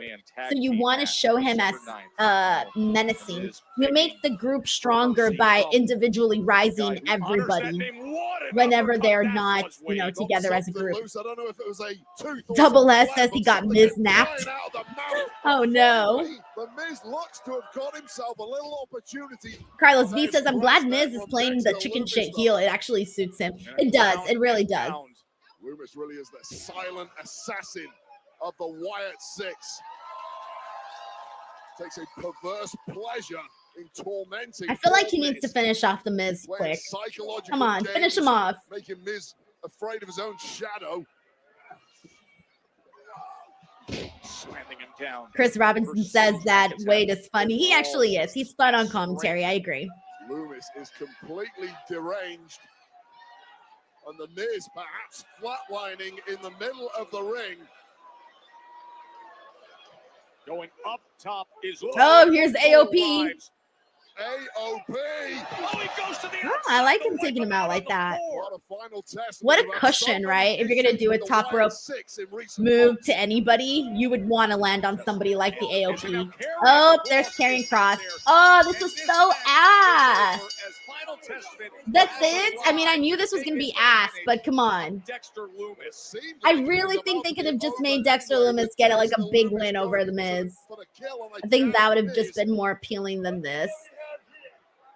And watch, now the lights are gonna go down, they're gonna do the dun dun dun dun, dun, and then they're all gonna get scared and just like walk away. They've got him surrounded. Nowhere to run. Either that or the lights are gonna go out and he's gonna disappear and nobody's gonna know where he went. One of those two options. He's calling upon other forces. I hate it when Nope, they do the this. group's coming in. Here we go. At least tell me they're gonna brawl. Come on, give us a brawl. All right, cool, cool. I was afraid they were just gonna like back away and not do anything. At least we're getting a little bit of a fight here. Nikki Cross reminds me of with that outfit that she's got on. She reminds me of like those creepy girls from oh, that's funny. Those creepy girls from like the Haunted Mansion, the Disneyland ride. Wild and weird misfits of Uncle Howdy just did their job to perfection and carried. Yeah, I think it would have been better if Dexter Lumis won the match and then afterwards the Final Testament came out to like beat up on him, and then afterwards the Wyatt Six family came out. You know, I think that would have just been a little bit better because they don't need to protect the Miz from taking losses. You don't need to do that. It's the Miz. That was good. That was fun. And I appreciate it. Hey, man. We've known each other a long time. Yeah. Please be we haven't friends. always seen eye to eye. Please but be friends. There's always been honor amongst us. Always been honor. We may not have been friends. You had our back in a big way last week. We don't forget that. We owed you one this week. Well, I appreciate that, and I respect that. Look, you guys are at war with the Judgment Day. I'll go to war with you. Yes. They're going to be amigos. I told you, they look cool together. Priest with the War Raiders. It's something new for both of them, like really new. All right, we're going to a commercial break, so let me pause all of this. I want to thank John Taylor for sending in this super chat. Thank you so much, John. He says, speaking of New Year's, my family would always get to go to Pasadena really early for the Rose Parade when I lived in Cali. Did you or your family ever watch? So actually, oh, this is a fun story. Well, actually, I don't know if the story is that fun, but so I've never actually watched the parade, but in, I think it was high school or middle school, probably high school. They did this thing where if you volunteered to work at the Rose Parade, you would get like extra credit. So I actually worked on a float. So I showed up like, I don't know, like a week or two before the actual parade, and I got to work on a float. So my job was like to create little flowers and put them on the float that they were creating. And there was hundreds of people working on one Christmas float for the parade. And so it was so fun. That was literally my job. I just got to do all of these arts and crafts and little things that they would, all these little details that they would put on the actual float. And it was so fun. It really was. And I actually think that year, if I remember correctly, that year, because you know how they pick like the best floats, that year, the float that I worked on won. So that was very cool. Now, mind you, I was like one of 100 people that were working on this float, but still, I worked on a float that ended up getting chosen as the favorite float of the year because it was very, very colorful. It had all of these flowers and people really liked it. And so, yeah, so even though I've never actually seen the parade, I did get to work on a float. And then they fed you lunch. That was really nice. It was a good time. It was a good time. I had a good time with all of that. Alrighty, so there you guys go. That's my big time Rose Parade story. John, thank you. All right, let me go ahead and continue the game, and let's go ahead and get into the oh, here's the other game that I wanted to play. That's what I wanted to do. So let's do this. I posted this on social media and I want to get some of your guys' answers here. So I did a graphic of who's on the naughty list and who's on the nice list. You pick 4 for each. So from the wrestlers that you're seeing here, who would you put on the naughty list and who would you put on the nice list? Let's try to see if we can come up with a consensus for all of these. Of course, the options are Roman Reigns, CM Punk, Cody Rhodes, Jade Cargill, Braun Breaker, Bayley, Io Sky, Solo Sikoa, Chelsea Green, and Rey Mysterio. Let's see what picks we got for people.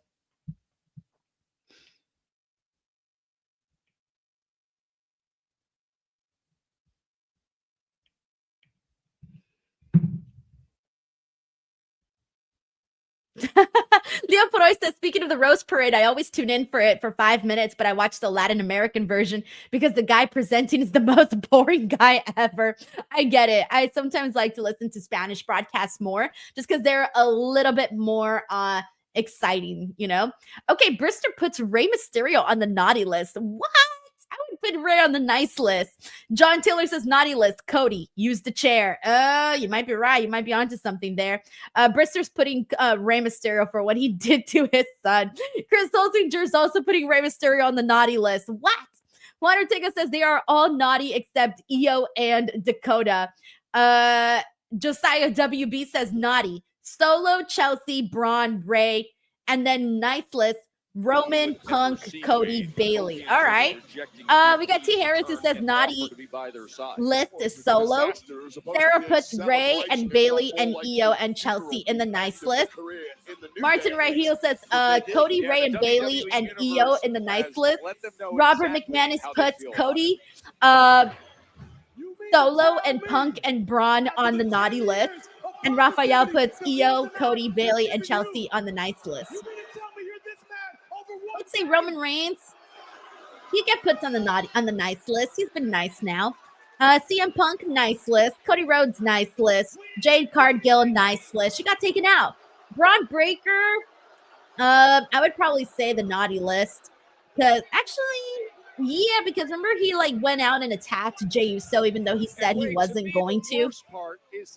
Bayley, I would probably put her definitely in the nice list right now.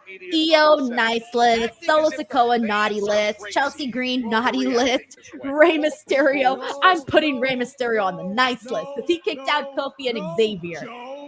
Oh shit, here we go. You two do not get to speak that way about us. We heard what you said.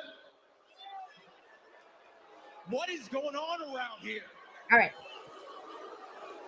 What happened to unbiased journalism? Oh, they're getting booed so much. This is great. They need to get booed to the extreme.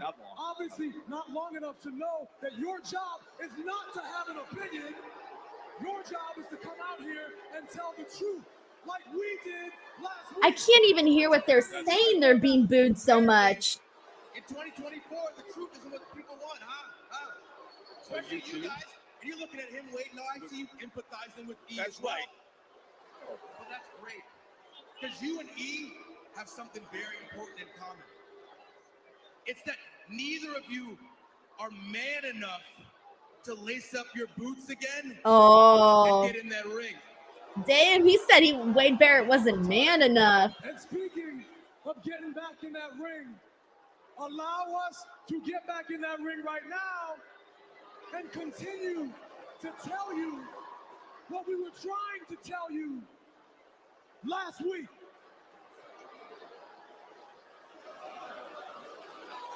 We could have put hands on E. We could have beat him up real bad. We could have laid him out right here where he stood in this ring. We could have had him stretch it out of the building again. It's great to see them getting booed this much. So why are you so upset? Xavier Woods is so funny, but we did it. Why are you guys so upset? It was supposed to be a homecoming for me. More importantly, it was supposed to be a homecoming for the woman who I bought a plane ticket for to come all the way here to Boston from Ghana, and that woman is my mom. Oh, his mom's there. Is his mom booing him? Oh my gosh, if the mom boos him, that would be so funny. She doesn't look proud of him. For 20 hours to come here to see me, and you are ruining her experience. Come on, we got to get his mom booing him. Mother. This is the woman who taught me how to be the man that I am today. Oh, no. I don't know if she's going to take that as a compliment. His own hometown. She might not take that as a compliment. We gave you 10 of the best years of your lives.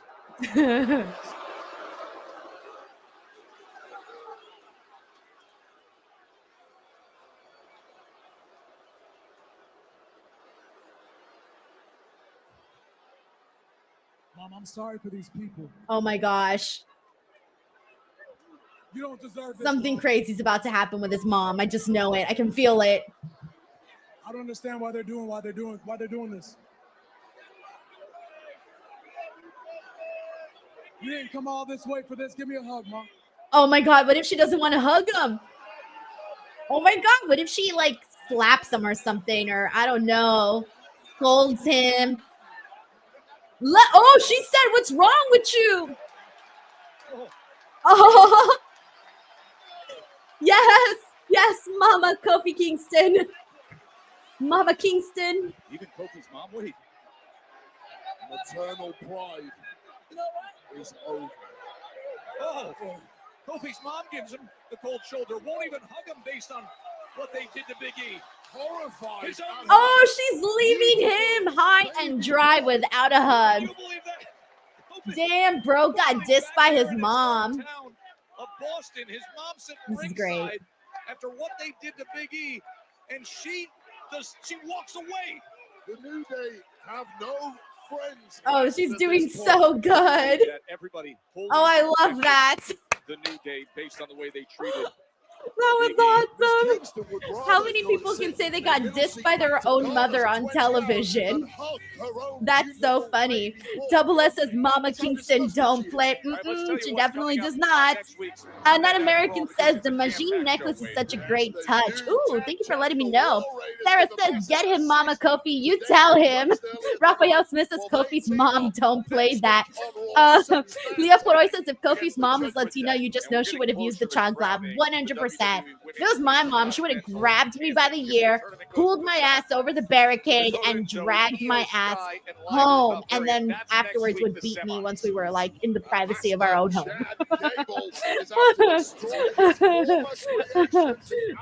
Sean says, I think that's worse than getting booed. Probably, yeah. Carlos V says Kofi's mom isn't mad, she's just disappointed. That's funny. Let's see. Luis Arturo Mendes says loves what they are doing with their with the New Day. I agree. Under the same roof for the final time. So we're gonna get another little like back and forth there with CM Punk and Seth Rollins. All right, Drew is coming out.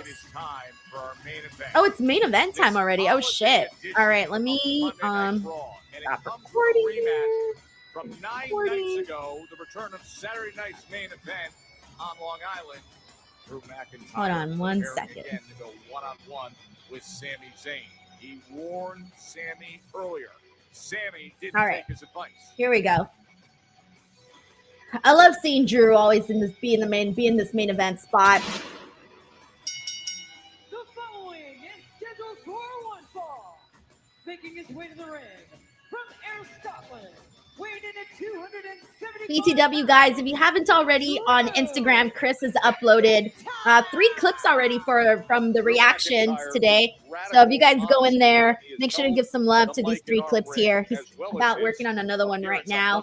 But yeah, I'm trying to get grow my account, and it's a really good way to grow your account. It's posting a shit ton of clips. So and timely. So make sure you guys go hit that like button, share them on your Instagram stories or something. Sharing videos definitely helps things more. You'd be surprised. Sharing videos apparently helps videos get promoted more than hitting the like button than commenting. Apparently sharing is like the best way. But obviously still like and comment definitely helps a whole lot, especially right now because I'm pretty angry at Facebook, guys. They are still pissed at me for sharing a link and because I shared a link on Facebook, they're not showing my stuff anymore on Facebook, which is very disappointing because Facebook was actually doing a really good job of like paying creators. So I'm hoping to get back on their good graces. So in the meantime, I am definitely putting in a lot of focus on my Instagram page. So yeah. Alrighty, everyone. So let's go ahead and Fernando Zaya says, wow, the show flew by quickly. Double S is 30 minutes left. Interesting for this main event. I know it'll be fun. It'll be fun. Fernando Zaya says, I share all your content, Denise. Thank you. Sorry, that was so aggressive, but thank you. Yeah, Sarah, I agree. She says, I was waiting for Kofi's mom to slap him. I thought she was going to slap him too. Like, learn your lesson, kiddo. Really. Maybe they held back on doing that. All right, let's go ahead and get to the rest of this games. All right, let's do the Christmas one. Here we go. Here's the next one. Fill in the blank for the Christmas lyric. I want a blank for Christmas. Ooh, I got this one wrong too. I definitely got this one wrong too.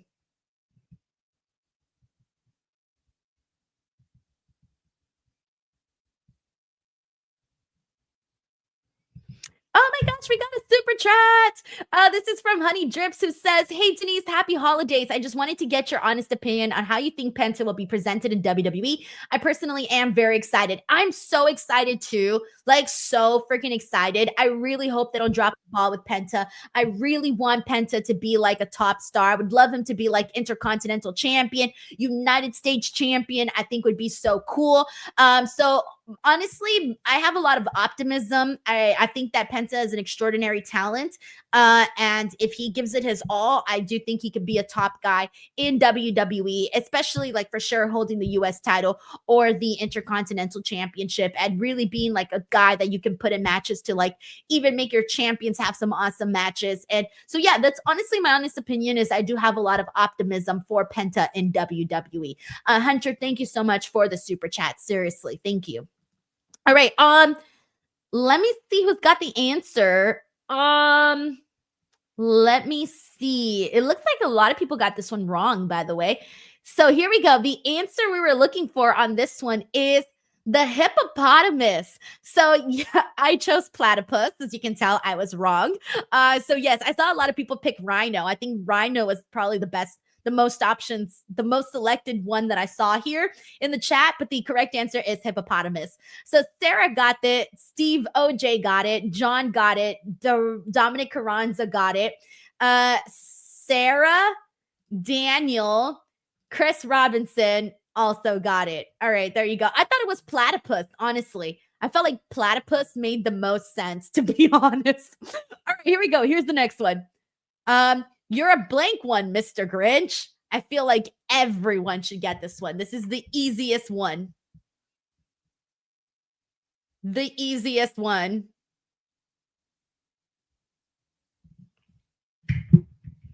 All right. Yes, the answer we're looking for is mean. You're a mean one, Mr. Grinch. All right. Josiah got that. Brister got that. Joe Compton, Steve OJ, Dr. J Merritt, Night American, Jay Moscow, Sarah, Dawn, Larice, Andrea, Daniel, Luis, Sean, Fernando, Keon, Raymond. Wait, Keon, you chose rude? What? No, it's you're a mean one, Mr. Grinch. All right. Here's the next one. Let's keep it going. Here we go. Here comes Santa Claus. Write down Santa Claus blank. I hate the ones that I know. I almost feel like giving the answer away when I'm singing the lyrics. It's very hard to say blank when you actually know the words. And yes, the answer we were looking for, this one's very easy too, is Elaine. Joe Compton got that.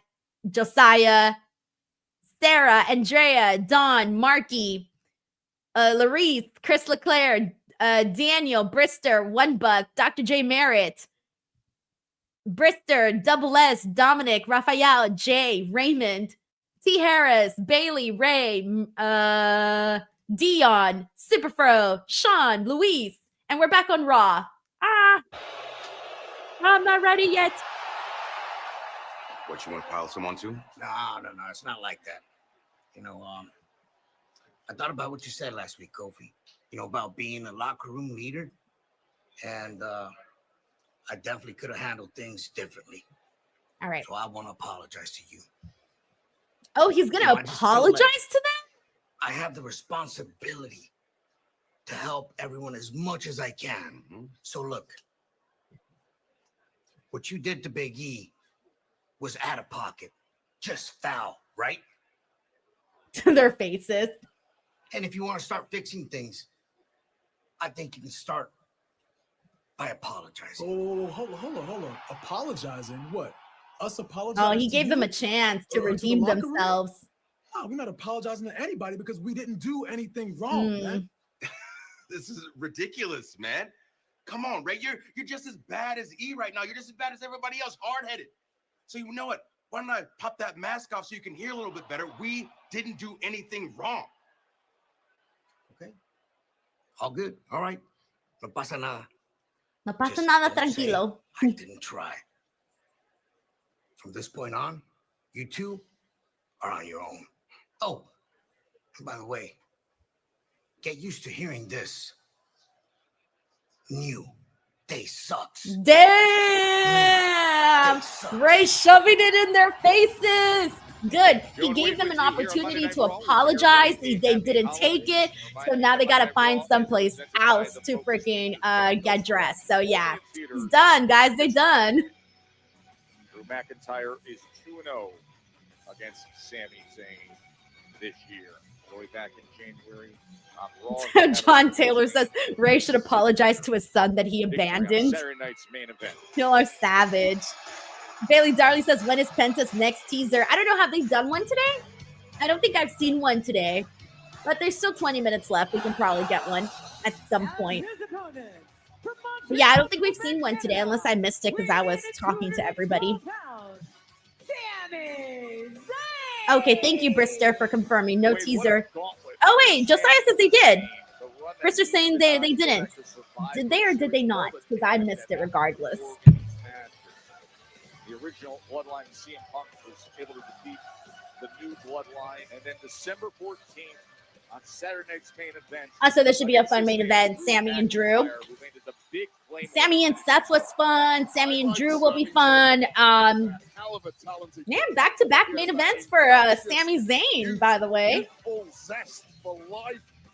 But come on, Sammy, use your head. Keep out of McIntyre's way. You tried at Saturday night main event. Didn't work. Now you've got an even angrier Drew McIntyre. Apparently they did air a Penta teaser today. Okay, cool. I missed it. Isn't it just unrelenting, that never give up? I missed it because it usually almost looks like a regular commercial. It doesn't look like a WWE commercial. It looks like it could literally be anything, like a video game or something. So I think it's kind of easy to miss sometimes. Drew McIntyre. All right, so if you were in the ear of Sami Zayn, also, don't forget, guys, if you're here after this show, after this watch along, a couple minutes later, Santi's going to join us and we're going to start our Raw review. So make sure you guys hang out for that. We'll chat some Raw. It'll be a good time. And that is what gets him into messes like this. I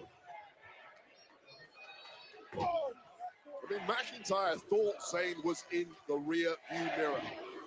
Double S says they did a John Cena teaser too. Damn, I missed that too. Shit. Am I even watching the show? What show am I watching? You know what's hard too is I mute the commercials so I don't hear when they start signaling that they're back on until I actually see Raw. That's funny. He was very clear in detailing what is fueling all his anger lately. Typical suplex. He just slams him down. Anybody associated with aiding, helping, aligning with CM Punk, or specifically Roman Reigns, and you know what he's pointing to with Jimmy and Jay. Double S says you can't see him. Yeah, seriously. Righteous that he stood up to the tyranny of the original Bloodline. He sees the likes of Sami Zayn as being weak and naive in helping Roman. So the next stream that'll be happening here will be on Christmas Day. Yes, Reg and I are working Christmas Day. We will be here doing a watch along for AEW as well as our post show. So if anybody here has absolutely no plans on Christmas Day, you're more than welcome to join us. Very honest detailing. I don't do anything on Christmas Day, so my celebrations will be tomorrow. So Christmas Day was wide open for me. Mile ocean in between you and your family, and dedicating yourself to a career like this. Paul says, Denise, I believe your last meet and greet was just before Thanksgiving. You're probably right. Sammy ready for takeoff, but then reverses course. Juan Ortega says Denise's attention is on the games. Yeah, I think so. All right, we're going on a commercial break. And we got a super chat here from Cadillac Carson, who's in the building. Cadillac Carson, thank you so much. Says, what if Ridge Holland comes back to the main roster and joins the New Day? The man who potentially ended Big E's career joining the New Day. Wild. Oh no, that would be in really poor taste, I think. And the people are not having it with Ridge Holland as it is. It would be even worse if he joined the New Day. Yeah, I can't see it happening. I think if anybody's gonna join the New Day, it would be cool if it was like somebody like Obafemi. Like that would be cool. But no, definitely not Ridge Holland. That would just be like, I don't know. It wouldn't be a good look, that's for sure. But Cadillac Carson, thank you so much for the super chat and for pitching the wild idea. All right. In the meantime, we got to go ahead and give some love to our sponsors over at Blue Chew. Are you jobbing out in bed? Do you have dreams of main eventing in the sack? Well, have no fear. Blue Chew is here to help you become the champ. Soon you'll make your babyface comeback and get the finish. Blue Chew is the place to go for chewable versions of sildenafil, tadalafil, vardenafil. These ingredients help men achieve stronger, harder, and longer lasting erections for sexual activity. Woo! The chewable tablets help fight off all forms of ED, which can include performance anxiety and maintaining an erection long enough for sex. A Blue Chew subscription includes a free online consultation, 24/7 medical support, a prescription for chewable, sildenafil, tadalafil, vardenafil, if approved, and discreet delivery straight to your door every month, all from the comfort of your own home at affordable prices. No more in-person doctor visits, no more waiting for appointments, and best of all, no more awkwardness. So what are you waiting for? Head on over to the description box of this video and click on the link and make sure to use the promo code Denise. Alrighty, everyone, and we're back. Thank you so much for showing some love and some support to our sponsors, Blue Chew. They are my favorite people on here, so please give them some love, guys. Please. Alrighty. Also, let's see what else we got. Oh yeah, my games. I forgot what I was doing. I was like, what's happening? I had a brain fart. I'm like, what's happening on this show? All right, let's do this. Let's continue our Christmas lyric game. Shout out to BuzzFeed, by the way. Oh, I already did this one. I'm sorry. Because that's where I stole this game from. All right. Here's the next one. Underneath the blank. Some of these I feel are pretty easy, but hey.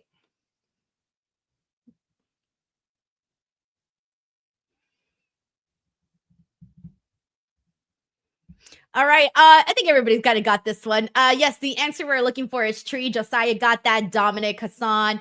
Oops. Where did I put that? Oh, right here. Tree. Yeah. Okay. Don, Brister, Jay, Bailey, who gave me a palm tree. Larice and Joe and Dr. J Merritt. I love it. All right. Let's keep it going. Let's do this next one. Let me see. Here it is. A blank world. Oh, you know what? I'm going to have to finish this one afterwards. Sorry, guys. Because Raw's back. This main event that was made You did not see that. You did not see that. And then we'll do it if we have time in the next commercial. 9-0 record with 1 no contest against Sami Zayn in his career singles action. All right. Like Tom Brady consistently losing to Eli Manning in Super Thank you Bowl. so much, Josiah. He says Denise always holds the best watch-alongs. Yes, I'm trying to grow my watch-alongs more too. So spread the word if you have a good time. Oh, let me record. 270 pounds of snarling Scottish anger. He's a dynamic world-class athlete, is McIntyre. With a mind cursed by a victimhood and now bent on vengeance to those who made that mind spiral in the first place. Feels like more than ever with what we've seen with the recent actions of McIntyre, with what he did to Jey Uso and Sami, trying to get after Seth Rollins as well. Sami Zayn could barely stand up straight. Into the cover. Zayn grabbing that lower back as he was getting shot off to the ropes. Well, it's just going to hold hell of a lot worse with that tilt-a-whirl backbreaker. Yeah, the tilt-a-whirl backbreaker after the suplex, but watch this wave. Yeah, it's timing, it's power, it's precision, and most of all, it's pretty damn painful if you're Sami Zayn, who's gingerly pulling himself up by the ropes. This match feels like we're already at a point where the victor is going to be a foregone conclusion. A little bit of a slower paced match. They're working their way. I mean, after all, they did have like 30 minutes. It's not going to get better from here, Sami. Sami back to it here. But this time he's able to counter. Thank you so much, Taylor. Says even when I don't watch Raw, I can always count on Denise's watch-alongs to keep me entertained. Yes. For a take two. Sami Zayn had seen that play once too many. Sami trying to fight through the pain. He understood the challenge of coming into this not at one. Hey, what's up to Christian Jordan? Thank you so much for hopping on. I actually missed the freaking Penta teaser. I missed it, but I'm still excited for him to come in, though. I'm very excited. I hope he comes out at the Netflix premiere, by the way. I really hope he does. I think that would be the perfect way to bring him in. Christian, thank you so much for the super chat. Slam on our desk instead. We get McIntyre's. I'm sorry for the regular comment. Sorry, I had my brain on like 5 other things at once right now, as you can tell. Well, Larry Bird for you. He was here, wasn't he? I'm not a basketball guy. Sami looking to rally against Drew. And Drew turns things around on the steel steps. And that's the difference. You saw McIntyre bounced about 16 times on our desk. The power of McIntyre bouncing the head of Zayn on those steel steps has completely taken every ounce of ability from the soul of Sami Zayn. It's about to get worse. Not on the steel steps. He's not going to do this. He does that. Look at the look in his eye. Sami Zayn's going to end up in a wheelchair. The lower. Oh, damn. He just like tossed him onto the ring apron. Remember, guys, the hardest part of the ring. Wait, what was the face by Drew McIntyre? Okay, that needs to be a GIF.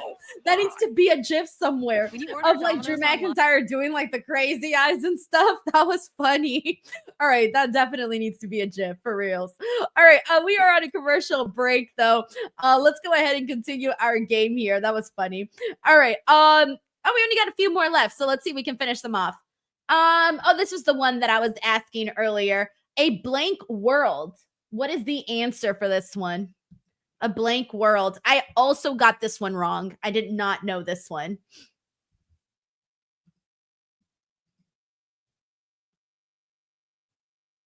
All right, Josiah WB, who's been on fire today with these games. Yes, the answer is marshmallow. Josiah got that. Don got that. And here is the answer. I put sugary, which to be honest doesn't sound like a song when you think about it. Brister also got it wrong. Right, marshmallow. Joe Compton, marshmallow. Yeah, I literally put a sugary world because I just thought a marshmallow world. Marshmallow just sounds like it's too long to say. I actually thought it was also going to be toffee. I don't know. It sounded like toffee was going to fit into that. All right. But either way, I was wrong. All right. Let's go ahead and continue on with the next one. And blank Christmas. Who knows this one?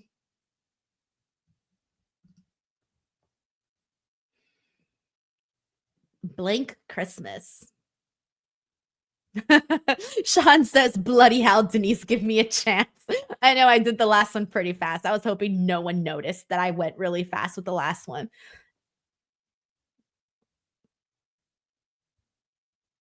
All right, the answer for this one here, Dawn was one of the first ones that I see. It's last. So Last Christmas was the correct answer. Dawn got that. Josiah, Hassan, Dominic, Chris Robinson, Maria, Andrea, Chris, Carlos, Joe, Double Ass, Sean, Bailey, and Larice, Sarah, Brister, Steve, OJ, Raphael at Super Fro. All right, let's keep it going. Here's the next one. Oh, we only have one left. Shit. I didn't even realize that. All right. This is the last one. I'll be blank for Christmas.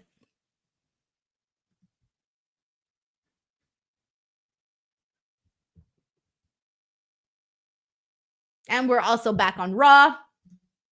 And yes, the answer we were looking for is home. I'll be home for Christmas.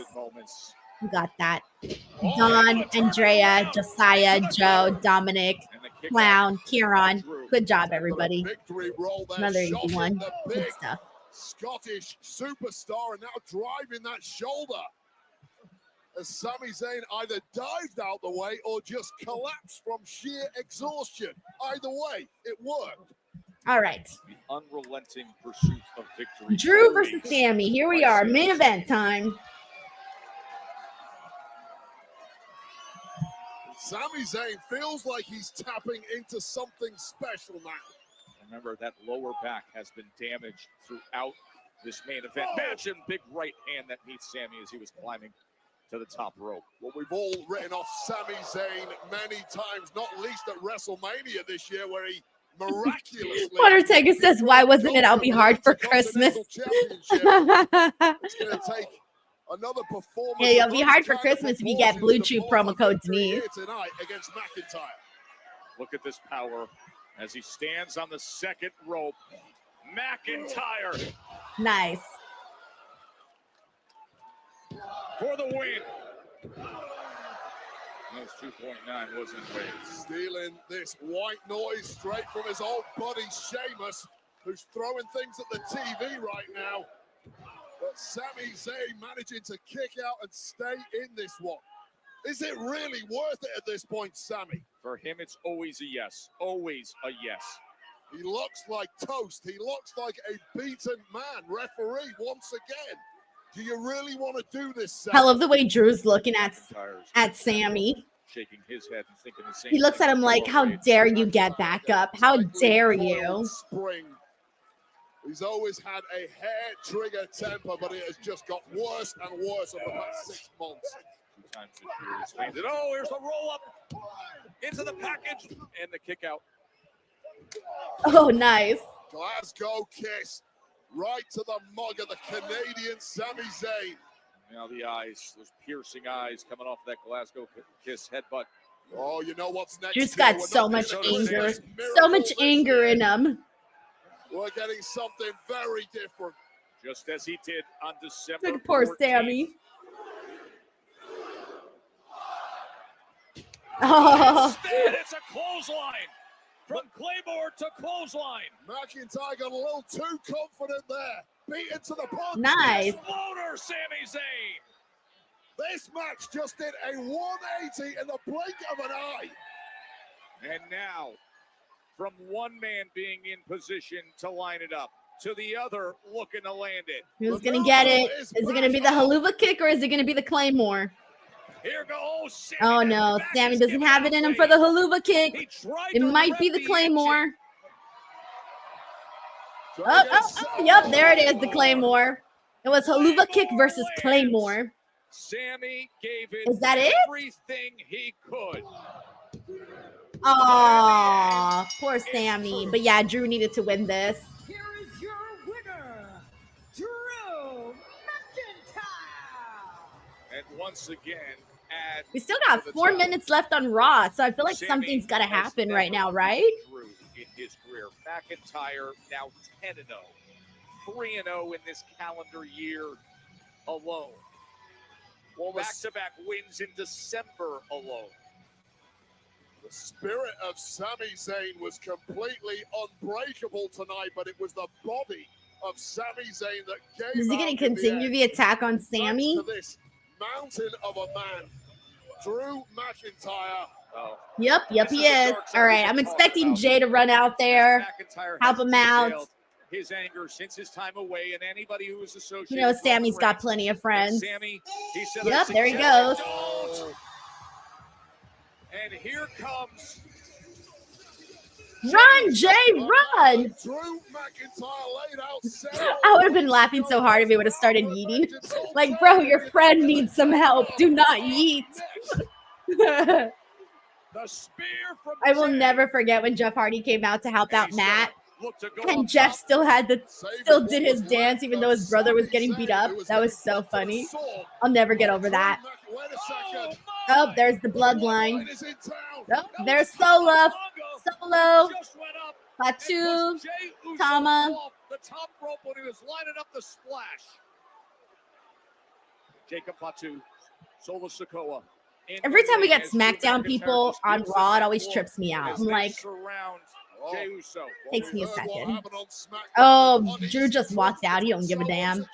He's like, let them handle their shit. I'm out. And now the dogs of the bloodline are going to feast.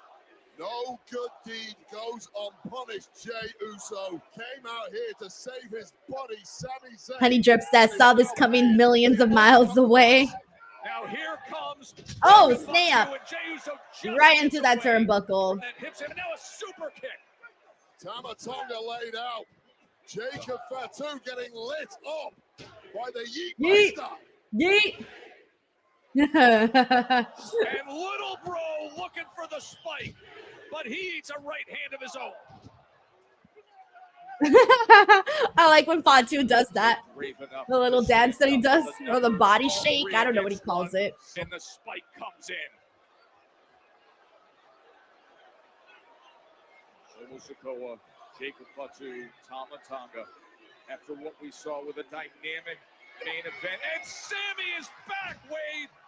One shot to that lower back by Tama Tonga.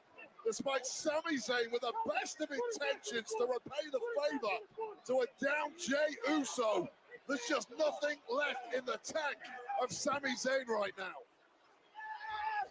Oh, there's the big hit from Jacob. I'm surprised Nick Aldis hasn't came out. He usually comes down and is like, stop it. Too much chaos on this show. Oh, shit. What a beautiful moonsault. So beautiful. I can't with the dance. The dance that Fatu does is too funny. Sami Zayn, who has already been It's too funny. Taking on the massive Drew McIntyre, is now reduced to a mere carcass. How much more can Sami Zayn take?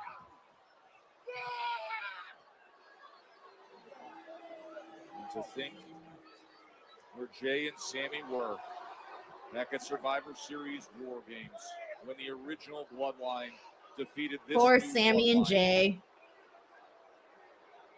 And now after Sami was so brave to take on the challenge again against Drew McIntyre, this is how the evening will end. And remember, on January No, he still 6th, got his Raw Ula Fala. on Netflix, it will be Tribal Combat as Solo Sikoa takes on Roman Reigns, the winner to be the Tribal Chief. Alrighty, everyone. That was the end of Raw. Let me close this on up. We now have ooh, what am I doing? Oh, yes.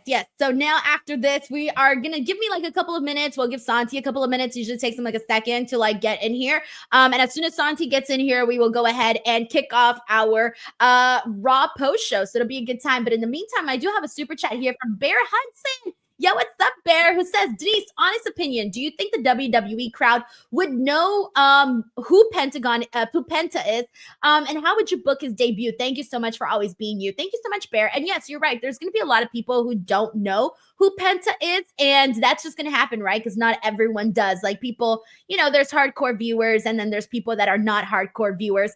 BTW, guys, Raw is moving back to 3 hours upon the Netflix debut.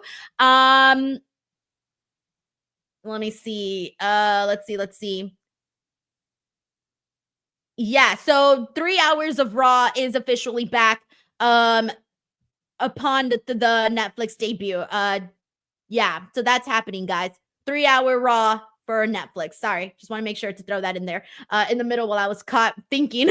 All right, so Bear, yes. So we are going to, in regards to Penta, I would say like get him in here, get a bunch of like vignettes, like showing more of him, get him just out there. That's all you got to do is get him out there and get him having matches. And I think the second you do that, people are going to be like, holy shit, who is this guy? Even if you don't know him, it's that simple. Just have him go out there and have matches. I would love to see him get like wins right away, depending on which brand he's on, right? But let's say he was on SmackDown.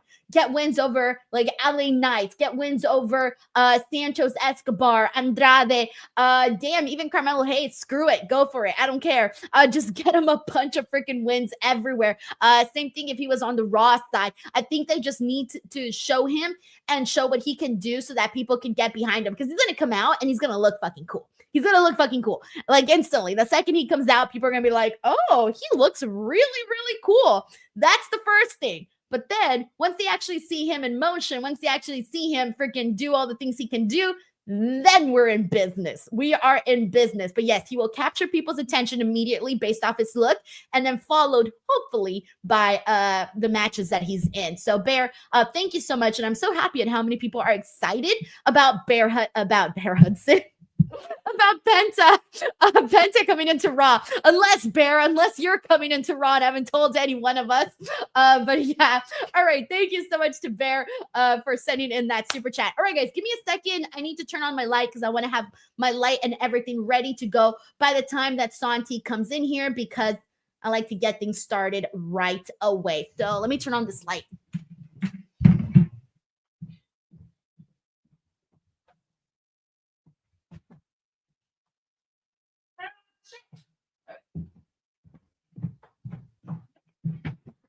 Alrighty, so I'll just wait for Santi and then we'll go ahead and get the party started. Let's see. Hold on one second. There's a lot happening here, guys. This is just the behind the scenes nonsense that goes through before we start our Raw post show. So we'll just go ahead and chill in the meantime. Maria says, have you gotten started on the tamales for Christmas? So we make the tamales the day of. So tomorrow morning, 10 a.m., I got to be at my grandma's house because I help my grandma make the tamales, me and my sister. So we got to be, there like instantly to make the tamales. And then, yeah, so that's pretty much it. So I don't know, what are you guys doing for tomorrow? Do you guys celebrate tomorrow or do you guys celebrate on Christmas Day? Because I know everybody's different. I'm Mexican. We celebrate on Christmas Eve, guys. Like, we don't do nothing Christmas Day. Christmas Day, I just literally eat leftover food. And then, and after I eat the food, I basically just like hang out and like enjoy my presents, like whatever I got for Christmas.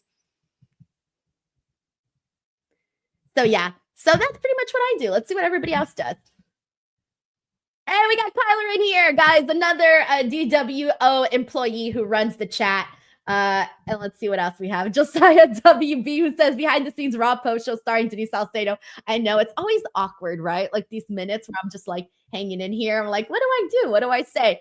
Oh, well, we don't got to worry too much. Santi's here. I'm just waiting for him to turn on his camera. And then we'll bring in Santi. But yeah, Santi's here already, guys. Good news, good news. So I don't got to stall too much and be all awkward trying to come up with things to say. So, all right, here we go. Santi's in the building. Santi, you're here. What up?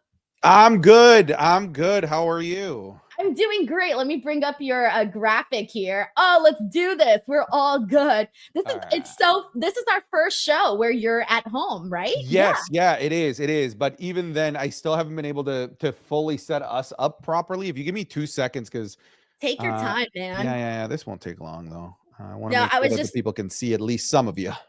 It was funny because we were just talking about how, like, basically from the ending of Raw to when I'm waiting for you, I'm just hanging out. I'm like, let me turn on the lights. Let me just chill while Santi comes in. So we were talking about like kind of how like the little bit of awkwardness when you're just like waiting to get things like going and waiting to get the stream started. It's kind of funny. Oh, I bet. Yeah, you're basically doing the song and dance, waiting to kill time. Yeah, exactly. That's literally what I'm doing. But you know what, though? What I've learned is that people like to see the behind the scenes. Like right now, we're watching Santi trying to figure out dimensions right now.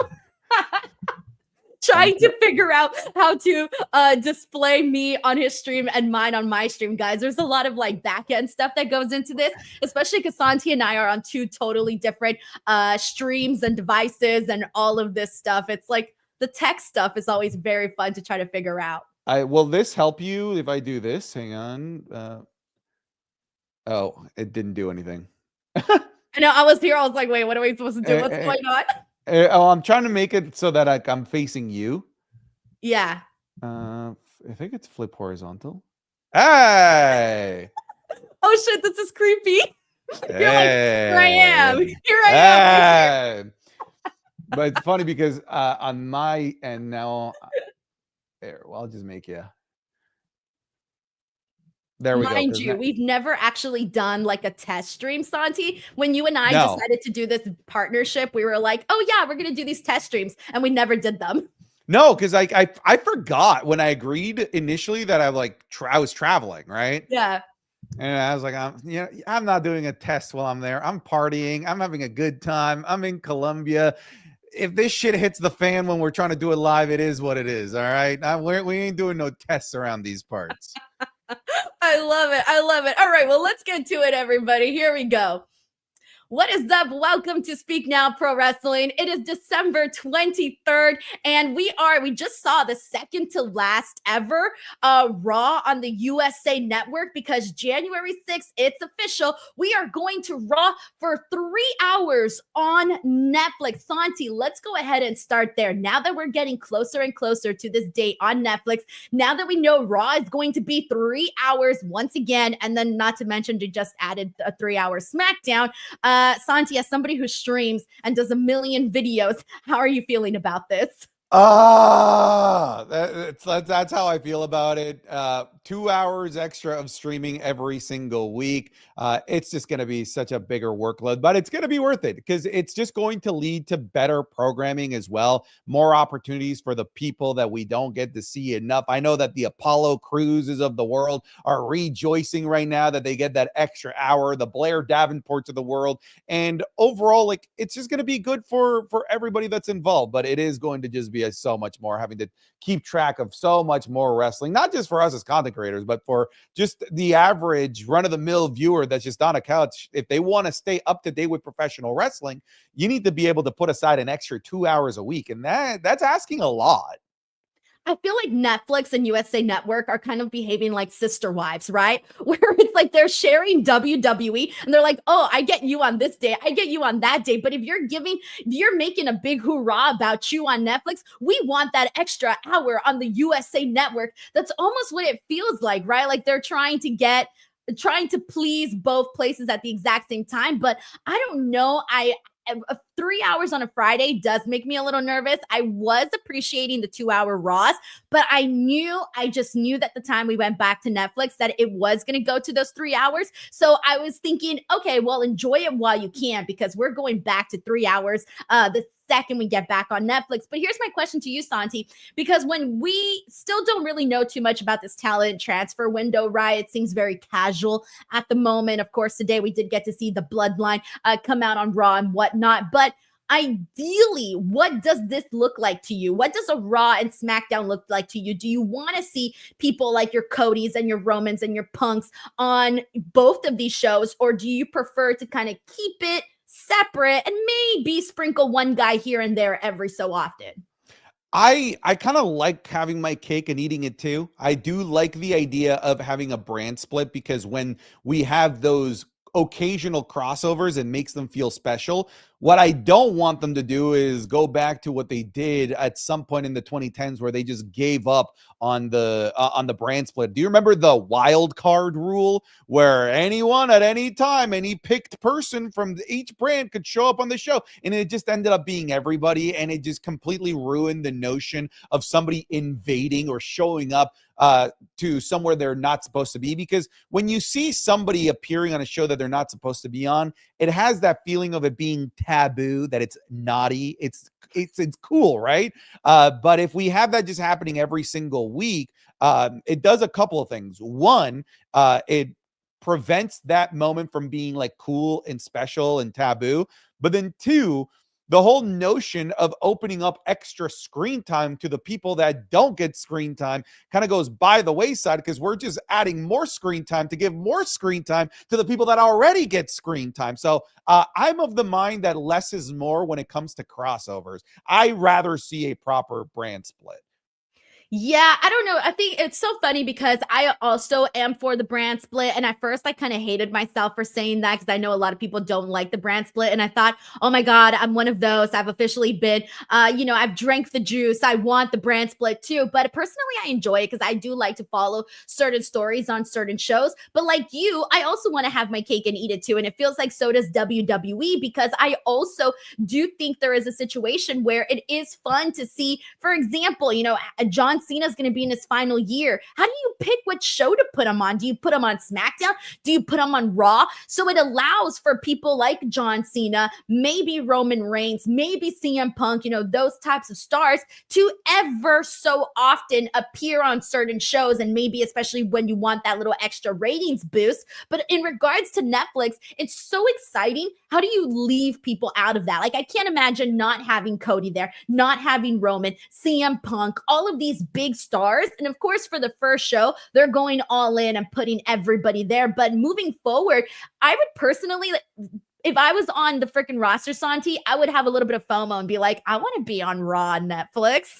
Exactly. I think that there would be FOMO. Like, if I'm somebody that's exclusively to SmackDown, I'd be, especially like once you figure out what the viewership numbers are going to be like. Now, I don't think that Raw Netflix is going to be doing 65 million viewers like Jake Paul and Mike Tyson did, but I think it's going to be significantly higher than what they're going to do on traditional network television.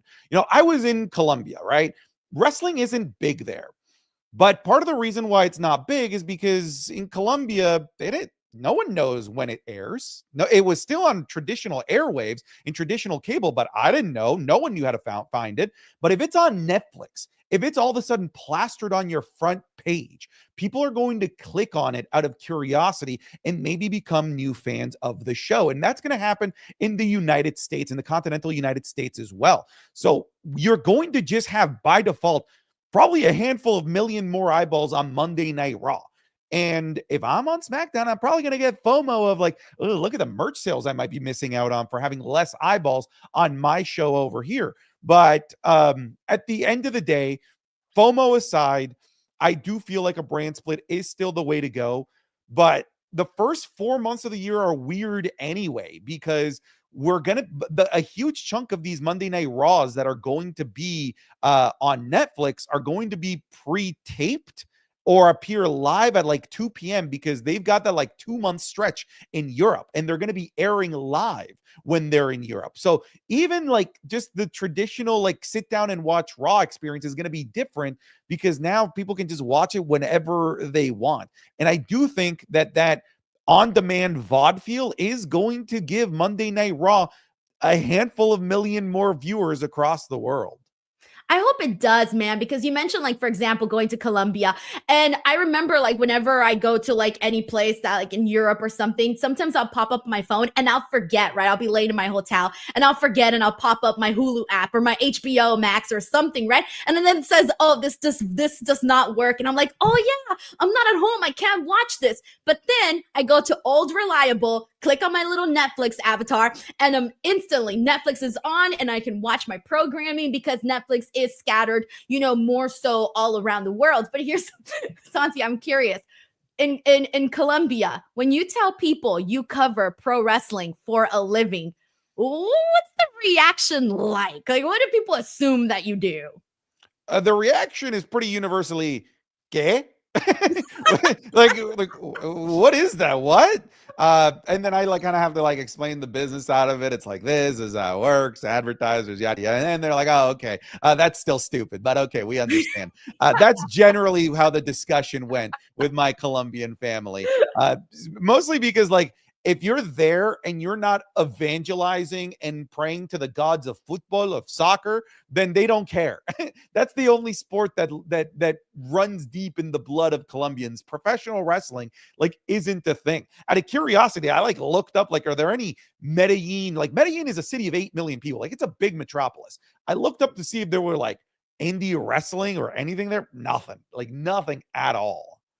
Oh my God. But no, just to kind of show, because, okay, so I have a obviously I'm Mexican, but here's the thing. And, lucha is super, I mean, it's in the culture, like it's in the culture to be, a lucha fan, all of it. But even then, like when I told my grandparents, like, oh yeah, I do this thing on YouTube and I talk about wrestling, they don't understand it. Like they don't understand YouTube, but it's the cutest thing ever because they'll go and they'll brag to everybody like, oh yeah, Denise, platica de las luchas. Like that's what she does.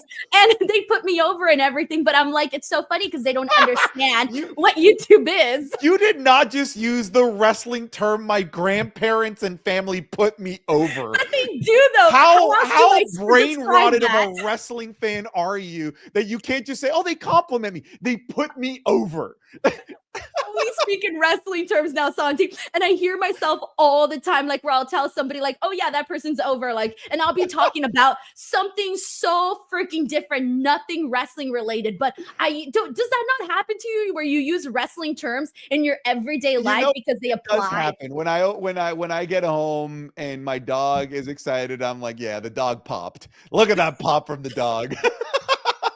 You see what I mean? You can't help it. It just happens, all right? The wrestling fan in us is just stuck there. All right, we got a couple of super chats here to get into. We got Sheldon Jackson who says, the Triple H booking problem. He keeps feuds going way longer than they need to be. I'm so over Liv and versus Rhea and Finn versus Damian. And like Elsa said, let it go. Ooh, I don't disagree with this. I do think some of this stuff has gone a little long. Thankfully, it looks like we're about to wrap up Liv and Rhea on Raw and Netflix. But yeah, the Finn and Damian stuff, I wanted that to kind of go away. We sort of resurfaced back today, the Chad Gable Otis stuff. That didn't feel like we needed to go back to that. But it happens for some storylines, not all storylines. But yeah, we could kind of wrap some stuff up a little faster.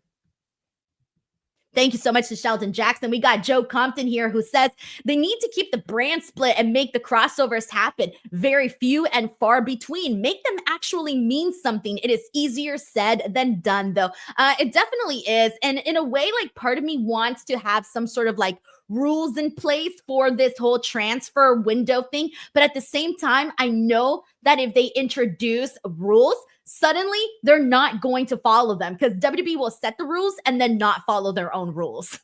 That's pretty true. Like that's just a universal thing with wrestling. Yeah, it really is. Joe, thank you so much for the super chat. Appreciate you a whole lot. All right, so let's go ahead and get into some of the big highlights of what went down on this show. So we kick things off with Drew McIntyre and Sami Zayn. And Santi, I wasn't expecting the direction that we went in with this. We kind of went into more of a deep, personal type of feud, promo, but it really led to something special because Drew was talking about how he unfortunately lost a family member. And I was like, oh man, like, we didn't know anything about this. And then he kind of morphed it into the storyline where he starts talking about how no one checked in on him with that. Nobody knew. Nobody called him after his bout with CM Punk in the Hell in a Cell. And he's basically, bitter and angry that nobody gave a damn. Sami Zayn comes out and tells him, like, dude, clearly we didn't know what you were going through. We all assumed that you were in Scotland just trying to take a break after what happened. But then we got what I considered probably one of the best Sami Zayn promos where he starts going off and talking about how Drew McIntyre isn't the only person that goes through these hardships. He isn't the only person that's going through, life problems like what Drew McIntyre just went through. And he goes off and he cuts this really great promo where I'm thinking, damn, Sami Zayn, we need to talk more about him as being one of the top promos in the company because I don't feel like we really mentioned Sami Zayn's name with good promo skills as often as we do wrestlers like CM Punk, right? That's somebody you always mention with good promos. But Sami, man, this promo that he cut tonight, it was on fire. It was passionate. He got me like really riled up here. I thought this was great. Yeah, I think the reason why we haven't been talking about Sami Zayn too much when it comes to like being a great promo, because he is just that he's been so predictable with his promos, especially when he was Intercontinental champion. Like it was pretty rudimentary what he would do every single time. It was always what I call the holier than thou promo. The "you're better than this, Ludwig. You're better than this. Oh, you're better than this, Ilya. You're better than this, Chad." Every single time. Like that's the He just did that to Seth. Yeah. Yeah, he does. It's so formulaic, but this, especially in the time of year, if you think about it, like it hits home with a lot of people. Like the being away from family, going through hardships. It feels like it's magnified when you're talking about the holidays. But yeah, like we didn't know what Drew McIntyre was going through. But exactly what you said, like Sami Zayn kind of pointing out the obvious but also not so obvious elephant in the room, that people go through this type of stuff, that people all over the world go through this type of stuff, but that everybody gets up and they continue to persevere through, and that we are lucky to be WWE superstars even if we go through these hardships. I love that Sami Zayn, like also mentioned some of the things that he's missed throughout the years because of being a WWE superstar, his funerals, birthdays, weddings, and whatnot.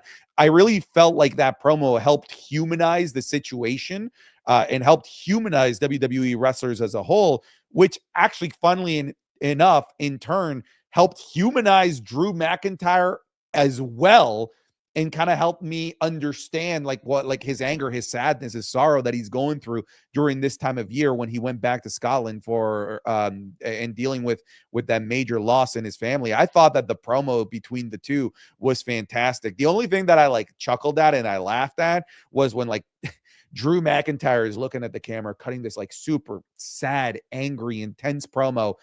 And then Sami Zayn's music hits. It just doesn't fit. Like the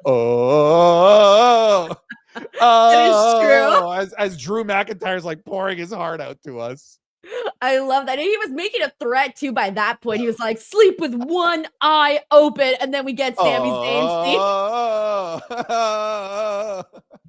It's amazing. All right. So we do get fast forward to the ending of the show, because we do get this main event that kind of ended in a whole lot went down here. So with Sami Zayn, Drew McIntyre, this match was made off of the opening promo, and we get a fine match here that comes down to the final moments, which was Haluva Kick versus Claymore. Who is going to basically, draw first? And it ended up being Drew McIntyre hitting Sami with the Claymore, and that's how he's able to get the win. But after this, he continues the assault on Sami. Of course, Jay comes out to have his back, but once Jay goes out there, we had seen Solo's bloodline come out, and then they attack. So Drew leaves. He leaves. He doesn't care. He's like, I'm out. I don't give a damn. Like, this isn't my problem. He bounces, and we end up seeing Solo's bloodline basically take out both Sami and Jay. What did you think about the fallout of the end of the show? I thought it was cool. I'm still a little bit weirded out by Drew McIntyre's, I guess, like, inability to also kind of call out Solo for all the awful things that he's done. I feel like it's kind of weird that he's kind of okay with Solo, even though he did threaten him and say, like, eventually I'm coming after you too. So I feel like that's a little bit odd. That's a little bit weird. I think for me, what's the most weird about all of this, Denise, is that it almost feels like nothing was accomplished after War Games. What was accomplished after War Games? Drew McIntyre being pissed. All this was them celebrating their War Games victory, and Drew and Seth having the exact same reaction at home, being angry at their television. That's all it's really accomplished, which I guess you can say is a lot, right? Because that's it is like, it's considering like they're two major driving forces in narrative in WWE right now. But I'm just kind of wondering, like, what is the point of Solo attacking Jay and Sami at the moment? Like, where is that going, considering we know that Solo has this direct path to his match against Roman Reigns at Raw Netflix? Doesn't seem to me like that builds that up anymore. So I'm just kind of asking the question into the ether. It's not a direct question to you, Denise. It's kind of a direct question to the universe. Where is this going? This Solo Sikoa attacking the members of the original bloodline still when we're past War Games?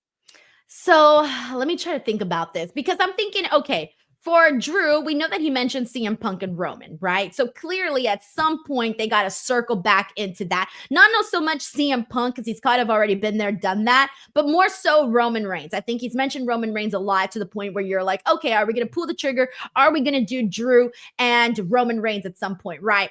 But then you also still have the Seth CM Punk stuff. Okay, cool. We got that taken care of. But then Solo Sikoa. What is Solo Sikoa's direction after Roman Reigns?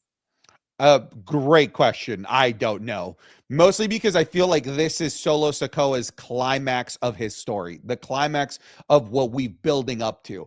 And it feels, even though it's not, because obviously like Raw Netflix debut is such a huge thing, but just kind of traditionally when you look at the calendar year, it feels premature to hit climaxes this early on in the year. And we're doing it with Solo and we're doing it with Punk and Rollins. So I think me, you, and wrestling fans, we kind of need to like rewire our brains for these first 4 months of the year and what is supposed to be expected as a major climax of a story beat.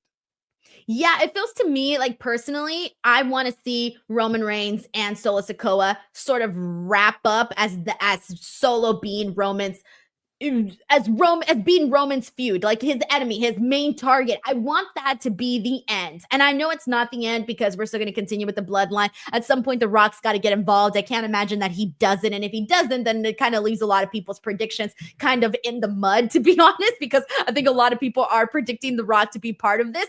But I just, I don't want Solo Sikoa to be the only focus Roman Reigns has. The second we kick into Netflix era, the second we begin, on the road to WrestleMania, I want to see Roman Reigns feud and be constantly working with people that are of his star power, of his stature. Like that's what I want to see. And so I feel like Solo Sikoa, sure, this is fine and this is going to be what it is, but it's not the main event. It's not the main entree to me. I want to start seeing Roman Reigns, either feud with CM Punk or whatever it is that his WrestleMania plan is going to be, whether it's Seth Rollins, Drew McIntyre, CM Punk, or The Rock. I want by the start of Netflix to begin that particular portion of the story. I want, hopefully, and maybe it's asking too much, but I want by the end of Raw Netflix, I want to be sitting here going, all right, I know where we're going with this. Here we go. Roman Reigns and so. This is where we're headed for WrestleMania. And maybe it's asking too much, but I do think this should be the end for him and Solo. I would agree. But then it begs the question that started this conversation in the first place. What's next for Solo? Like, is he just sort of hovering? Is it an internal fight with the members of the bloodline, Solo and Jacob Fatu? If this ends here at Raw Netflix, the sky's the limit for Roman, right? Roman, Drew McIntyre, SummerSlam would be crazy. You can name like 10 different people that you'd want to see feuds for Roman Reigns, but I can't name anybody that I was like, that's the next Solo Sikoa feud I desperately want. So I'm a little bit nervous in that regard. I'm having a tough time kind of seeing past the fog of war as to what's next for Solo Sikoa, because it's easy for Roman. Maybe not like easy to predict immediately what's the next thing, what's the next story for Roman, but the answer for Roman is somebody. For Solo Sikoa, I don't know. For Solo Sikoa, I think he could just work with other guys like LA Knight, for example. He's the one that keeps popping into my brain. Maybe it's because they recently had the whole bit on SmackDown, so maybe that's why he's popping into my brain. But guys like that, right? Guys that do have, buzz. They do have, a name. They aren't exactly going to be feuding with Roman Reigns tomorrow or next month or by the end of the year. But maybe feuding with guys like that where Solo Sikoa, I think, can find different aspects of himself to continue growing as a performer and hopefully at some point get over with the crowd. I'm sure he's gotten over with a couple of people, sure, fine, but he hasn't gotten over to that extent just yet. So I do think that seeing him feud with guys like LA Knight, I don't know, somebody of that level, then maybe we can just start to get the ball rolling in a different direction for Solo Sikoa. I just don't want him to always I don't want it always to be Roman Reigns, Solo Sikoa. I'm ready to move on. That goes with the super chat that you read earlier, right? Like Triple H loves his long-term storytelling. He loves taking a storyline that could be over in 3 months and dragging it out into a year and a half. So Although I think Raw Netflix is a natural conclusion for for Roman versus Solo. I also wouldn't be surprised if it's not. Yeah, you're probably right on that. I'm getting my hopes up way too high, but we'll see what happens. All right, we got Toby here who says, we have had more double tapings recently. How does that look when it's 3 hours each? Might lose a lot of the live crowd. Dude, I didn't even think about that, man. But those shows be long because, Santi, I used to do, like, I've gone to so many of the live events for AEW where they would do those really, really long tapings. Like, I remember I would get there and watch, I think it was like AEW Dark, and then they would do the AEW Dynamite show, right? And then immediately afterwards, it was like, oh, we got Dynamite and then ROH matches filming. And I would sit there and I'd be like, oh shit, this is a really long time. And even though I care about some of these things, I'm a little tired now. And you got Rampage. Exactly. And then now think about it like this, but over on the opposite side of it for Raw and whatnot. Yeah. It's gonna be a lot, but they've done pre-recorded 3-hour shows for Raw before. The thing is that they used to just fill them up with recaps, so expect that. Yeah, we'll have a good time covering those recaps. Toby, thank you so much for the super chat. We got Stephen Marchuli here who says Sammy Drew promo was the best part of the show. Notice how Drew said only one person called him, but didn't say who. That's right. When I was listening to him say the promo, I said who, and then I got distracted by everything else that was going on that I never circled back to who was that one person that actually called him. And you know who I thought it might be? Kind of odd, but I thought maybe it might be Seth Rollins, that would be the who. See, I was thinking Wade Barrett, but that might be just so not really interesting and they wouldn't really build anything really. But Seth Rollins would be interesting, but why? Why Seth specifically? The only reason why I think Seth is because remember last week when he had that whole confrontation with Drew and how everybody's saying, oh yeah, you're like Drew. And he's like, I'm not like Drew. But it seemed like they kind of they seem like they have more in common than they care to admit. And so part of me makes me wonder if maybe he called him because he also hates CM Punk. Hey, could be. That's the only reason. I can't think of anybody else. Or maybe it was Nick Aldis. Maybe. I mean, I didn't even pick up on that, honestly. Steven, the guy that sent in the super chat, I didn't even pick up on the fact that he said only one person and that it didn't actually get touched on. I'm sure that's something that will have to develop into something. Right. Watch it be Nick Aldis. Like, oh yeah, the general manager called in to check on me. That would be so lame. Like such a lame turnout. But Steven, thank you so much for the super chat and for bringing that up. We got Matt Logan here who says, Santi, is that a PS5? It is. Yes. Right? That is a sticker of a bodybuilding Magikarp. If anybody follows Pokemon. Oh, okay. I know Denise doesn't. No. Denise is not a weeb. We've talked about this term before. A weeb. I have no follow-up to you saying Pokemon. I'm just like, yeah, nice. Thumbs up. I'm so happy you're happy. That's all I've got to contribute. Matt, thank you so much for the super chat. All right, well, let's go ahead and keep it going here. I want to go ahead and get into the New Day because that's been like such a big facet of like ever since you and I started this show. I mean, God, we started our first show the day that they turned on Big E. And now here we are. The big things to take away from this. Dominic Mysterio, even dirty Dominic Mysterio, does not side with the New Day, okay? And he didn't even like Big E, according to him. All right.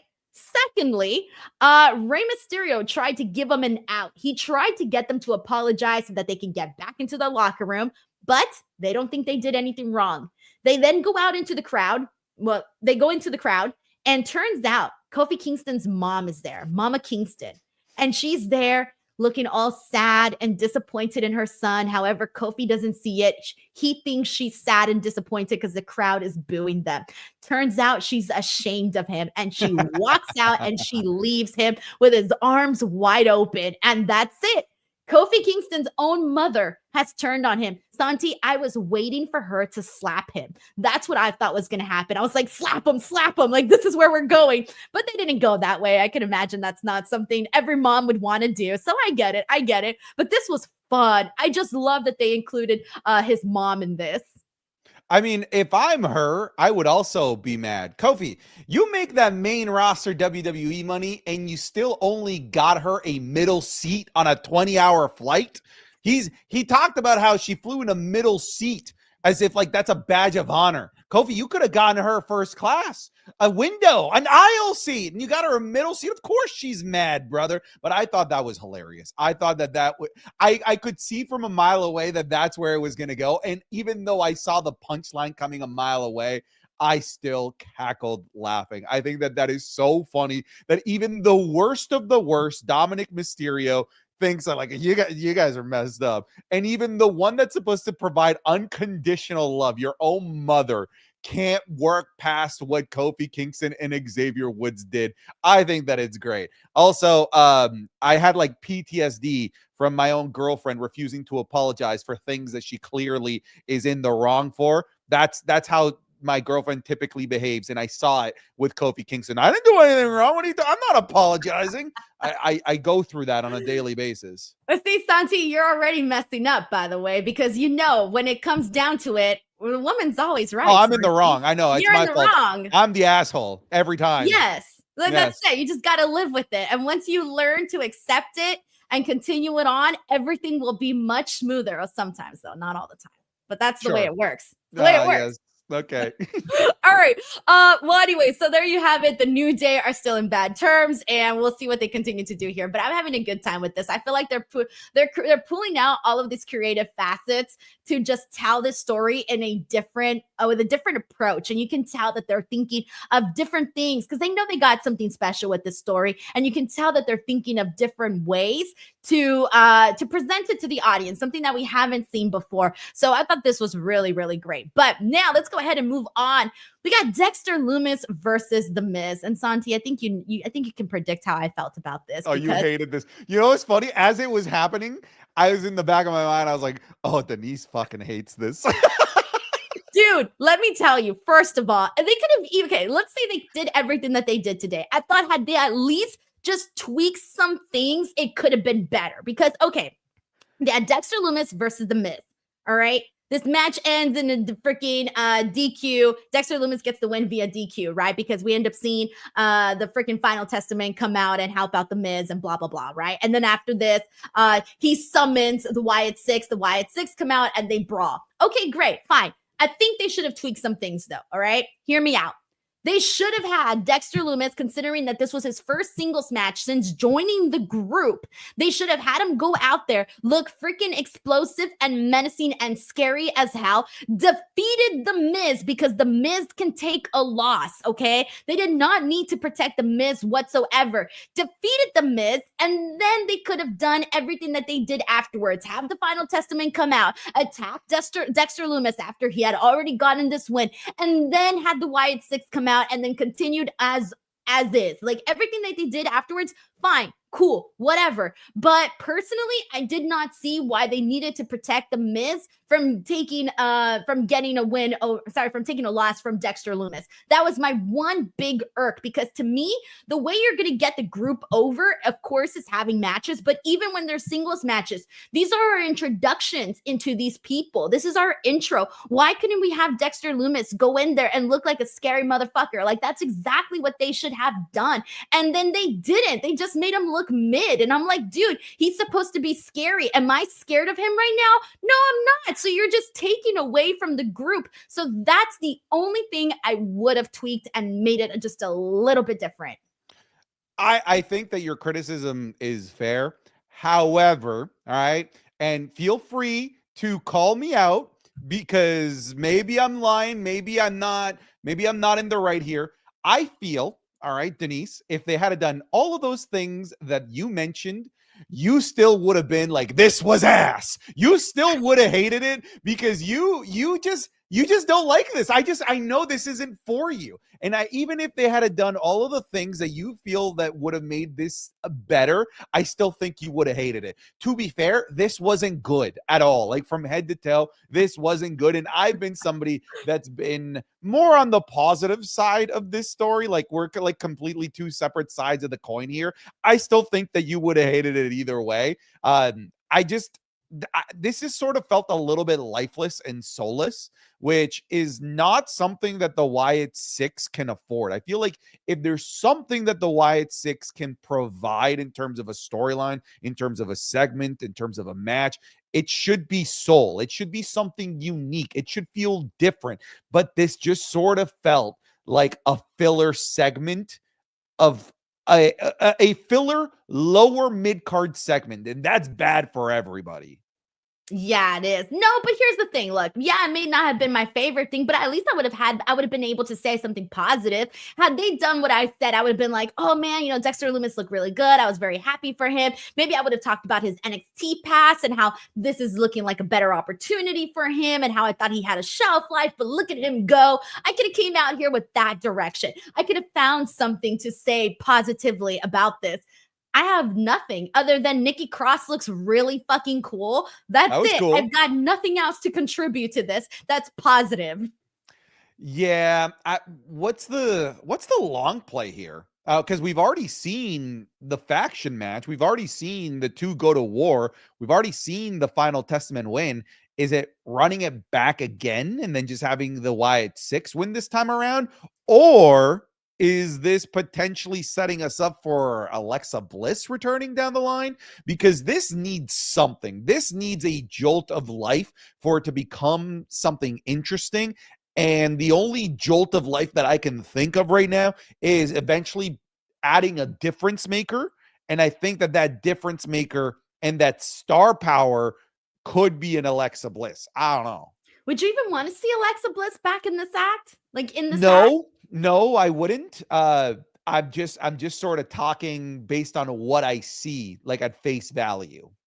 Because part of me is going, I think in the beginning, right, when they made their debut, if let's just say the third week or something, Alexa Bliss came out, I'll be like, yeah, this is great. Like, woo, what an awesome way. Now, given what we've been seeing from the group, I'm kind of thinking, hey, Alexa girl, let's move you over here. Let's have you do something different. You know, you've been gone for a long time. We miss you. We like you. Maybe go back to being Little Miss Bliss or something along those lines. That's totally different. I would prefer that. Me too. So again, had you asked me in the beginning, I would have said I'm all for it. If you ask me now, not so much. Did we already do Uncle Howdy and what's his face, Karrion Kross? Did we already get that like match? that match? Yeah, No. We had the faction warfare that had Uncle Howdy and Karrion Kross in it, but we haven't had like that proper one-on-one match. Right. So maybe we can get that. I don't know, call it a day, and whoever wins there, we kind of just move on with our lives. I don't know, because even the same thing, what's next for the Final Testament? What's next for the Wyatt Six? I feel like Triple H is kind of trying to decide which group is getting more over in this scenario so that he could end up pushing this group. I feel like he's still trying to figure it out, but maybe that's just me thinking that. And in Denise's eyes, the answer is neither. Done, finished. I mean, I would prefer for it to be the Wyatt Six. I don't want the Wyatt Six to like be a flop. I want them to succeed. Yeah, I mean, I do too.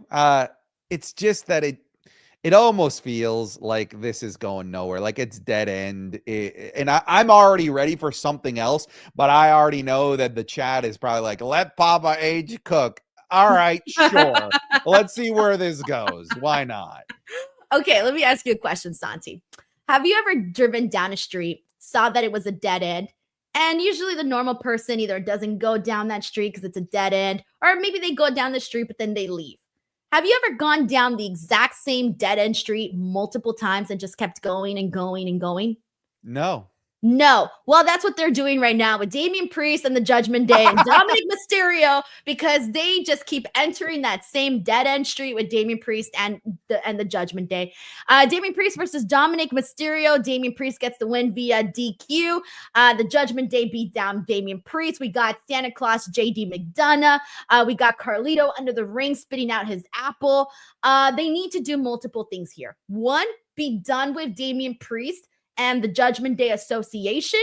Finn Balor, even though I love to see him argue like brother and sister with Liv Morgan, Finn Balor needs to go about his day, move on, tell a different story, be completely disconnected from the Judgment Day. And I'm sorry, I'm just like so done with this. But the cool thing here, though, there was a cool thing. Here's a pro. we saw Damian Priest maybe start an alliance here with the War Raiders. And I thought that was kind of cool. It's different. It looks cool. I'm intrigued enough. Sure. Yeah. I mean, I'm intrigued by the fact that we haven't seen this before. Damian Priest, Bondage Undertaker teaming up with accountant dads by day, angry bikers by night, the War Raiders. I'm curious where that goes and what's the point of it. But to me, Denise, I feel like you're not going to like it because I think it's just to further explore even more Judgment Day battles and Judgment Day feuds, because that's what Damian said. Hey, if you guys are going to go to war, if you're going to go to war with the Judgment Day, I got your back. Like, oh God, go to war with the Judgment Day. You've been at war with the Judgment Day forever, brother. Move on, do something else. You're too interesting to be stuck in this Groundhog Day of the same match and the same feud over and over and over again. And frankly, like, I've already seen Damian Priest destroy and maul the Judgment Day every single week. Like, it's like clockwork. It's not ever a thought in my mind that he's in danger, ever, because he 1v5s them every single week. And Finn Balor at this point, unless they do a hard reset on him, unless they pull a Shinsuke Nakamura on him, I'm just not going to see him as a dangerous threat at all. They already fumbled this feud because of the long-term Triple H storytelling of, hey, let's just take forever to actually hit on major story beats. Like, the first match between those two should not have been 2 months after the heel turn. It should have been a Bash in Berlin 3 weeks later, but they waited until Bad Blood. Then the feud was already cold and stale. And then the result of having Damian win made that even more cold and stale. And then they waited 2 more fucking months, Denise, for match 2.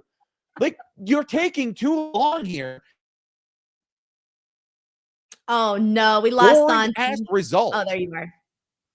All right, you're back here. We lost you there for a second, but you're good. You're back. You weren't gone for too long. You weren't gone like a long storyteller. No, but we got your point. We got most of it. It was, hey, man, we need to wrap this up. But it's like, I want to see Damian Priest feud with other people on this show, you know? I mean, I thought he was his coolest when he kind of broke off from the Judgment Day and he was doing the Terror Twins bit with Rhea Ripley. I thought that was fun. I felt like he felt really like a cool person. Like, look at him with Rhea Ripley, and he's getting, I don't know how to say this, but he's getting the Rhea Ripley rub, man. Everybody likes to see him partnered up with her, and they're best friends. And all the Rhea fans were supporting Damian Priest because he was Rhea Ripley's best friend. And that came with a lot. And he was coming off of when the Gunther feud had been its hottest. And now it's just kind of like, why would you take those steps back, man? You had gone a couple steps forward and then you went backwards. So I do think that we need to kind of move on here. And unfortunately, I think of people that I want to see him feud with, but they're kind of already in other programs. Like, I would have loved to see Damian Priest and Seth Rollins. I think that could have been cool, but he's obviously, in something else. But it is one of those things where who else is another option for Damian Priest to feud with right now, if not the Judgment Day? Well, here's the thing, like, off the top of my head, I can't really think of anybody that makes logical sense right now, but that's not because of a lack of potential opponents. It's just because of a lack of imagination that WWE has driven into our skulls by basically forcing Damian into the same story and the same feud for the past 6 months. It's the only thing right now at face value that makes sense for Damian, but it sucks. And people are ready to move on. If they wanted to do Damian Priest versus Chad Gable, I'm in. It's different. Something we haven't seen before. Why not? But no, they're just insistent on doing the same thing over and over and over again. Now that I'm thinking about it, I was thinking, okay, Damian Sheamus, Damian Pete Dunne, Damian, oh my gosh, I just thought about somebody else. Ludwig, yeah, thank you. Like, wow, right now, while Ludwig is kind of also sort of waiting around for something, hell, Damian Priest, freaking Braun Breaker, why not? I mean, come on. Yeah, there are other options for people and things and stories to tell. I think that you're right with the creativity. It needs to just like be exploited a little bit more. All right, we got Dion here with a very nice super chat. He says, I subscribed to Santi's channel today and watched 8 of his videos. Thank you, Denise, for giving us great content and picking a great co-host. The best. Hell yeah. Oh, watch out, guys. Watch out. Dion, thank you so much for supporting not just myself, but also supporting Santi. That's really, really kind of you. Thank you for the super chat. All right, let's keep it going. Akira Tozawa, Chad Gable. I don't really have much to say about this other than it looks like we're resurfacing back Otis and Chad Gable's feud. Why? Why? You, Denise, do you see this? Do you see what I'm doing here? Do you see closed hands? All right. That's closed. That's a window. It's closed. It closed months ago. The window for Otis and Chad Gable has been closed and shut for like half a year at this point. I don't get it. I don't get why you wouldn't do this when people wanted it. When people actually wanted this to be, dude, people were wanting this at SummerSlam. That's how hot this feud was. People wanted this at PLEs. Do you remember? Like it was like Clash at the Castle and I think it was King of the Ring where we kept having those moments of like Otis about to turn on Chad Gable and the crowd going crazy, and then they just never paid it off. I'm sorry, you missed the window. The window for Otis versus Chad Gable to be a really fun summer blockbuster popcorn feud is closed. You can't revisit it again. It's gone. The magic has left. Those reactions from those moments that you were talking about, people were like, oh my God, it's coming. Oh my God, oh my God, it's coming.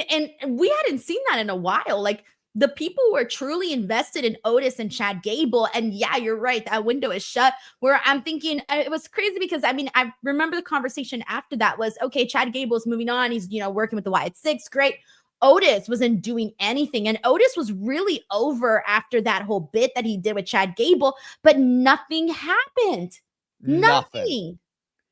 So now it's like, I mean, he could have done something with Bronson Reed. When he was doing the whole monster stuff with him and Braun, they could have thrown in an Otis match in there with Bronson Reed. Something like that, even something so small like that could have been huge. But I mean, I don't know, man. It doesn't seem like there's really all that much going on with Otis at the moment, but I don't think that they should revisit him and Chad Gable again. I think it's gonna irritate people. I don't know if they can necessarily get reinvested the way that they were previously with this story.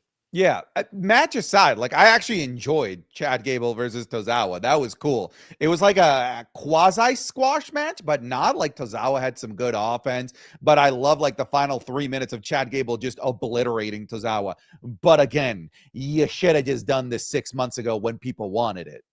I feel ya. All right, we got one big thing to talk about left, and this is the thing that I was like, yes, yes, yes. All right, so unfortunately, Kyrie is being replaced in the Intercontinental Championship, but fortunately, it was with someone that I think a lot of people want to see win. I wanted this person to win the tournament, but when I saw they weren't in the tournament, I thought, well, now they can't win. But ladies and gents, we are now having Io Sky in this tournament. She replaced Kyrie, and she faced off against Natalya and Alba Fyre. Had a very fun match here. We even saw a double sharpshooter from Natalya, which was executed perfectly. But Io Sky gets her win. She advances, and she's going to go on to face Lyra Valkyria. And I think for the most part, I think we're going to see Dakota Kai versus Io Sky in the finals. That would be sick. It makes me kind of sad that they're having to once again burn Io versus Lyra in a semifinal because holy smokes, their semifinal for Queen of the Ring, that match was incredible. Like I think it might be a top 10 TV match of the entire year. So they're running it again, but I don't think it's going to be the same result as last time. I think that it's going to be Io versus Dakota Kai. And what does that open the door for? Does that open the door for Dakota Kai to turn heel? We've seen a Dakota Kai heel turn before in NXT, and it's one of those NXT heel turns that a lot of those NXT Black and Gold fans evangelize as one of the best heel turns in NXT Black and Gold history. Could they run something like that again? Could a heel singles Dakota Kai be something that you want to see, Denise? Honestly, yes. You want to know why? Because I think Dakota Kai, she did so good, right, when she was with the Damage Control and, she was pretending like she was Bayley's friend, but in reality, she was also, against Bayley. That was great too. But, she was gone due to injury. She came back and she's just been Dakota Kai. That's it. Like there hasn't been anything else on top of that. She's just Dakota Kai. And I think that she either gets really over as a babyface, which just hasn't happened just yet, or she does something, bust a DIY to get a little interesting and turns heel. I think that should happen for Dakota. I think we need a little movement there, because there's really nothing to get excited about right now, other than, yeah, we're happy she's back, but what else? Now, what do you have to bring to the table? So if we did see her turn heel, I think that would be phenomenal. But I'm so happy Io's in this. I'm so happy that I think Io's defeating Dakota. I think Io's going to be the inaugural Intercontinental Champion. I feel like that would be the right call to make, because that would be the perfect way to really kick off this reign, and also polar opposite from what we're seeing with the United States Championship, right? Where you had somebody like Chelsea that's more on the comedic side, and then you have Io, who's a little bit more of a serious wrestler. So you have two very different dynamics in these inaugural champions that just came, practically at the exact same time. So I feel like with Io being Intercontinental Champion, that could be the start of something great. Like, there's a lot of people that want to see Io win the Royal Rumble. Obviously, we got that tease with Io and Rhea Ripley. So it feels like this is the right thing to do. And I'm honestly glad we're going to see her and Lyra again. I'm glad, because I love their matches together. I think they work so well. So I'm actually looking forward to revisiting that. Have they announced at all if the final is taking place on the inaugural episode of Raw Netflix? Have they talked about this yet? I don't think they have. No, they haven't, right? But that's the place I'd want to see it. Yeah, that would make the most sense, unless they save it for like the second week, right? Because you still got 2 more matches that are going to have to take place. You got how many Raws do you got? You got that one more Raw.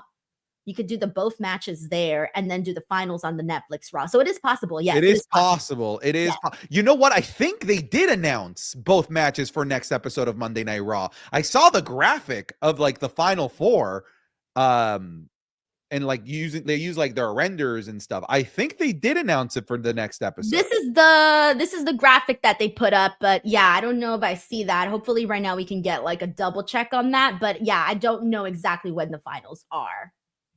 So in an ideal world for you, the final would be Io versus Dakota, yeah? Yes.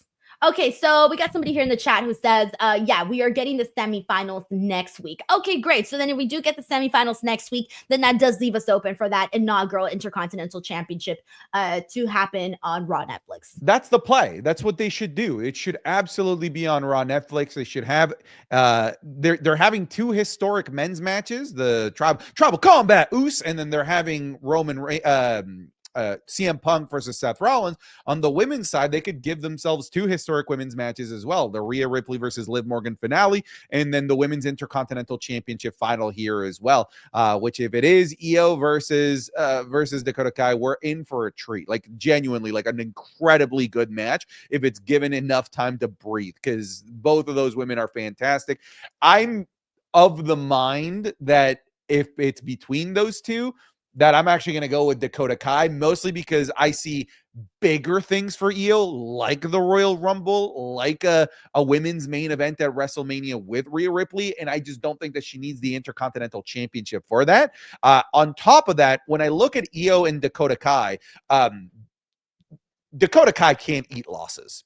Io can. Like, we saw her lose at Saturday night's main event to Liv Morgan, and that did nothing towards like damaging her stock. Like, Io Sky is just this perennial forever main eventer. She's there. She's made it to the summit at any moment. Like, look what they did. They put her down in the tag team division, and then they're like, all right, we need somebody in the main event. Io Sky, please come back, because that's the type of talent that she is. And I do foresee that they're going to benefit more from having Io Sky in the like proper main event scene rather than the Women's Intercontinental Championship picture, while still using Io Sky's name to elevate the inaugural champion Dakota Kai. That's what I think is going to happen.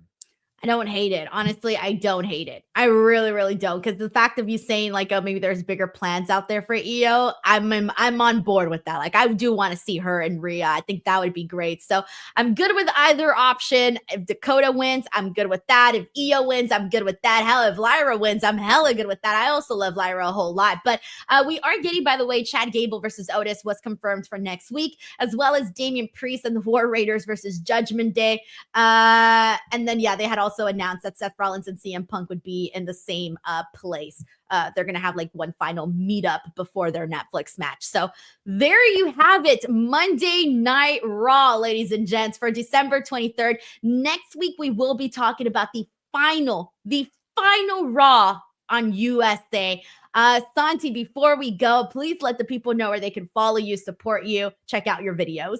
For sure. Thanks, Denise. Santi Zap. Just look it up on Google or on YouTube. My stuff will pop up. Just pick your platform of choice. If you like long form videos, definitely check out the YouTube. Check the Wrestling is Cool podcast. If you like wrestling shit posting, definitely check out the Twitter. Hell yeah. Alrighty, everyone. Well, thank you so much for watching, and we will be back here next week. As always, please do not forget to subscribe to the channel, youtube.com/Denise Salcedo.